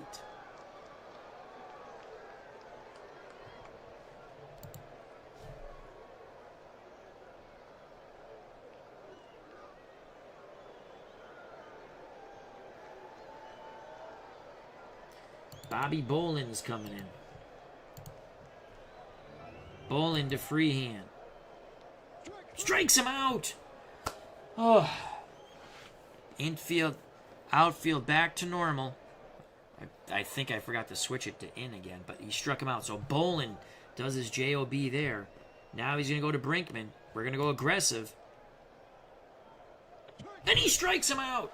Oh, we take it to the top of the 13th. So the Red Sox go ahead in the 12th, top of the 12th. Tigers come right back to tie. Tigers had a golden opportunity to win. But Bolin saves the day. Peranowski to face Yastrzemski 1 for 5. The pitch to Yaz. Yaz gets on with a walk. So Yastrzemski's at first. Peranowski begins to struggle. We're going to play hit and run with Reggie Smith. They throw over. Yastrzemski is picked off. Oh, Yastrzemski. Now the pitch to Smith. Chopper up the middle. Brinkman, the shortstop, throws the Cash 2 away, scoring at home 6-3. Pitching change for the Tigers. Coming in is Chuck Seelbach. He's a righty. Petrocelli awaits a Seelbach arrival. The pitch to Petro.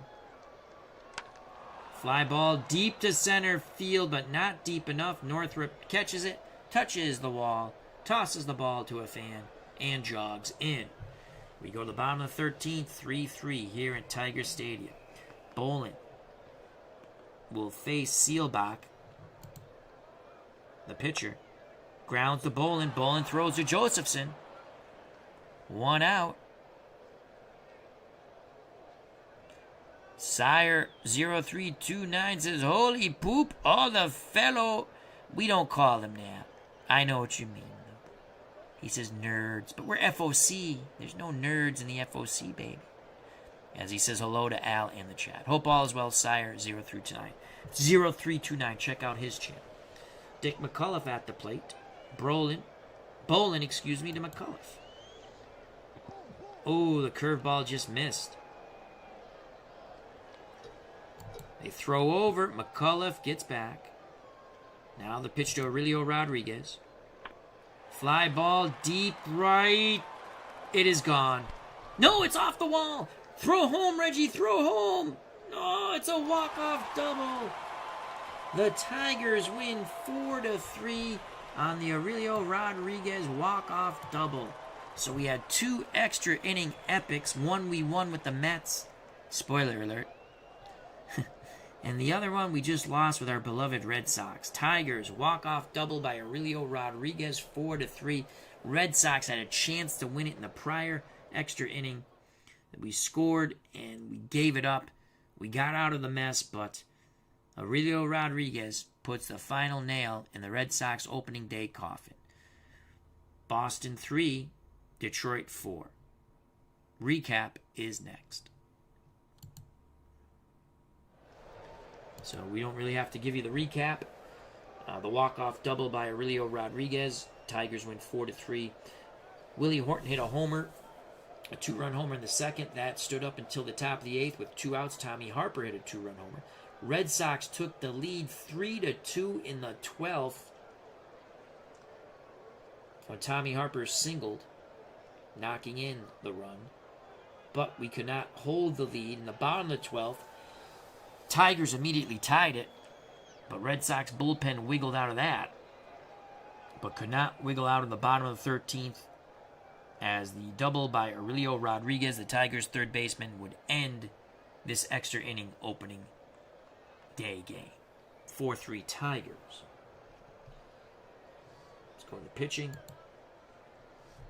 Pattin went 7 innings for Boston, 4 hits, 2 runs, both of them earned, gave up a homer, walked 1, struck out 4. Tiant, out of the bullpen, went 4 innings. It looked like he was in line for the win, but he gave up the tying run in the bottom of the 12th. So he had 5 hits, 1 run.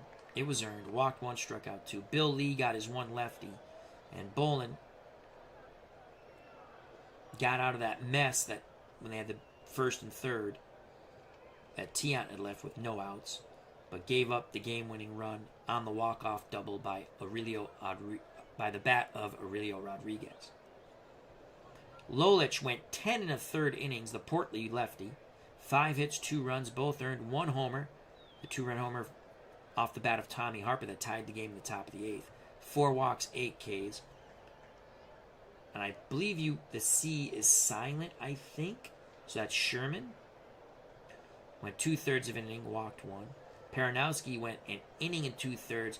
He looked like he was going to be the loser, but we couldn't hold the lead. We gave it up in the bottom of the 12th. Sealback gets the win. He pitched 1/3 of an inning. And that is it. There's the box score. Harper knocked in all 3 runs. 2 for 6 with a run scored and a strikeout. Had a homer. Aparicio 1 for 6 with a strikeout. Yastrzemski 1 for 5, a walk and a strikeout. Reggie Smith 0 for 2 but had 3 walks. Petrocelli 1 for 5 with a walk and 2 strikeouts. Cater 0 for 2 was lifted for the pinch hitter Fisk. Fisk stayed in to catch. Josephson moved out from behind the plate to play first. Griffin 0 for 5. Josephson 2 for 5, 2 runs scored, and a strikeout. Marty Pattin, the pitcher, was 0 for 2 with 2 strikeouts. Gagliano, pinch hitter, 0 for 1. Tiant, 0 for 1. Lee and Bolin, pitch did not hit.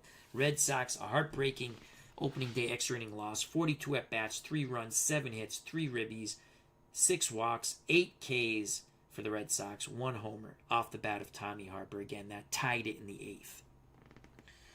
To the victorious Detroit Tigers. Dick McCullough was 0 for 5 with a run scored, a walk, and a strikeout. Aurelio Rodriguez had the 1 hit, the walk-off double in the bottom of the 12th with the ribby, struck out once. Northrup, 3 for 5, a run scored. Kaline, 2 for 5, a run scored. Cash, 1 for 5, a ribby, 2 strikeouts. Willie Horton had the 2-run homer, was 1 for 3 with a run scored. Brown came in to play defense. I think he walked.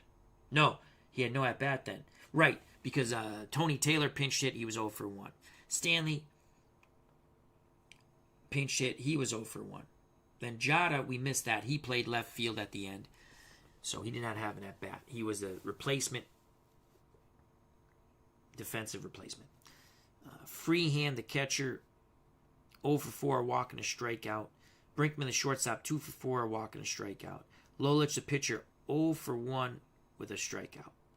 Sherman, pitch did not hit. Holler, the pinch hitter, 0 for 1 with a strikeout. Paranowski, pitch not hit. Sealbach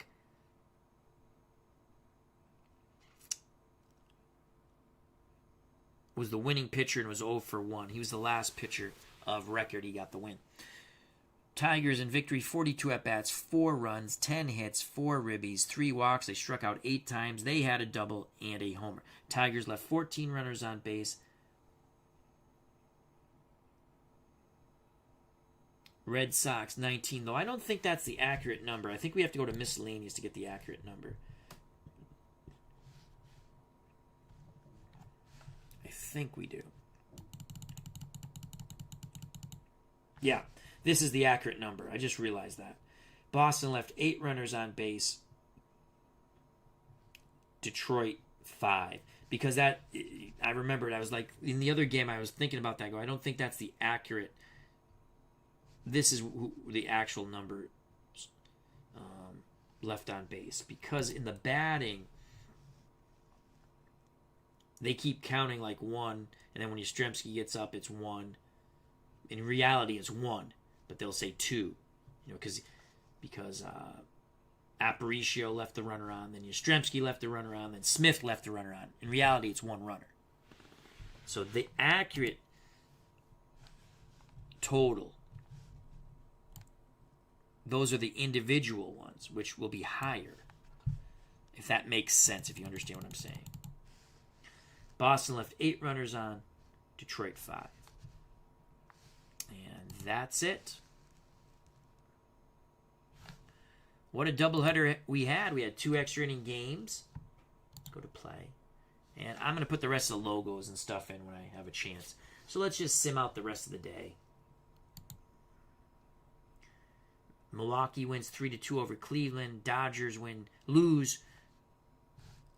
Cincinnati wins that game 3-2. Philadelphia crushes Chicago Cubs 9-2. Carlton the win, Jenkins the loss.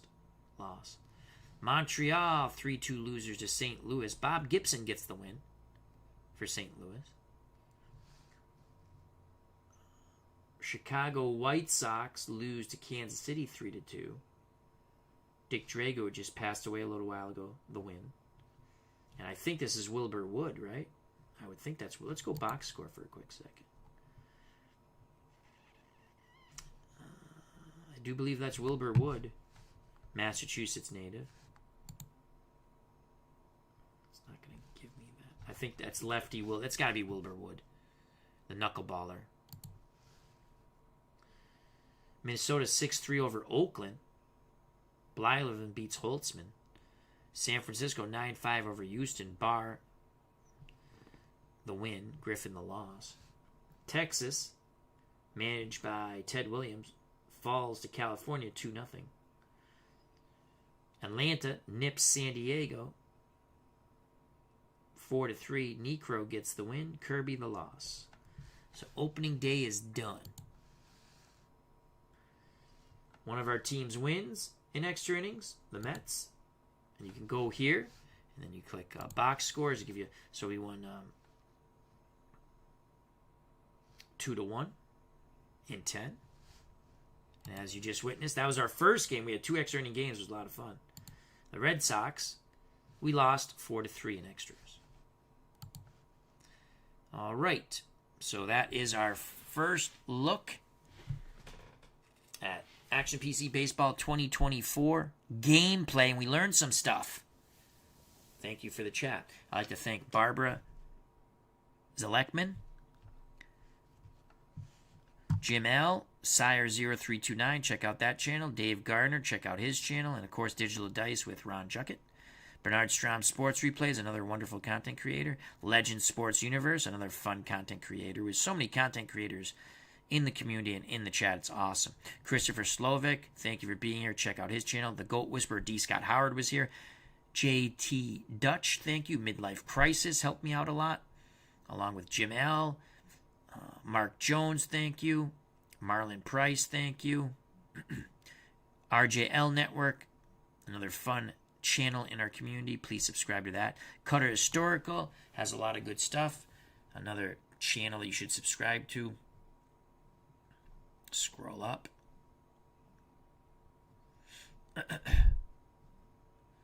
Continue to scroll up. Gandalf 970 is really liking the new version of Action PC Baseball 2024. I do too, Gandalf. So does Midlife Crisis. He likes it. Some Roads Lead there, thank you. John Wise was here. Super Bowl Tournament, a.k.a. Mike in the Truck. Check out his wonderful channel. He's a wonderful mod, season creator for Pro Strategy Football. Glitches Games, Rob G, another fun content creator. He's another good friend north of the border in old Canada. Pesky Paul was here. Check out his wonderful channel. Michael Canastari, praying for you tomorrow. Everything's going to be okay. God bless you, my friend, and God bless everybody. Albert Guzman, thank you. Sports Time Machine. That's right, he was here earlier. Our good friend, Mr. Utah Mike. Another fun content creator, MV, a.k.a. Mouse in the House. Check him out. He plays a lot of action PC baseball and out of the park baseball. Philip Reynolds, thank you. Check out his channel. Cleve Baseball Fan 879. Another fun content creator, Card and Dice. Stratomatic Baseball Advance. David Zelinsky, thank you. If you enjoyed the stream, and I hope you did, I think you did. We had a lot of fun. We had fun games and we learned together. Hit that like button. If you have not subscribed and you wish to do so, that would be awesome. If you do subscribe, hit the bell for notification when we go live. This was a fun doubleheader. We had 2 great games on opening day 1972. If you'd like to see more of 1972, put it in the comments when you can. That just lets me know what you want to see.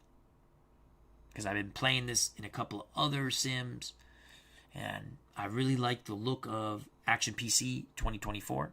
I like what they've done so far, and I've learned some stuff.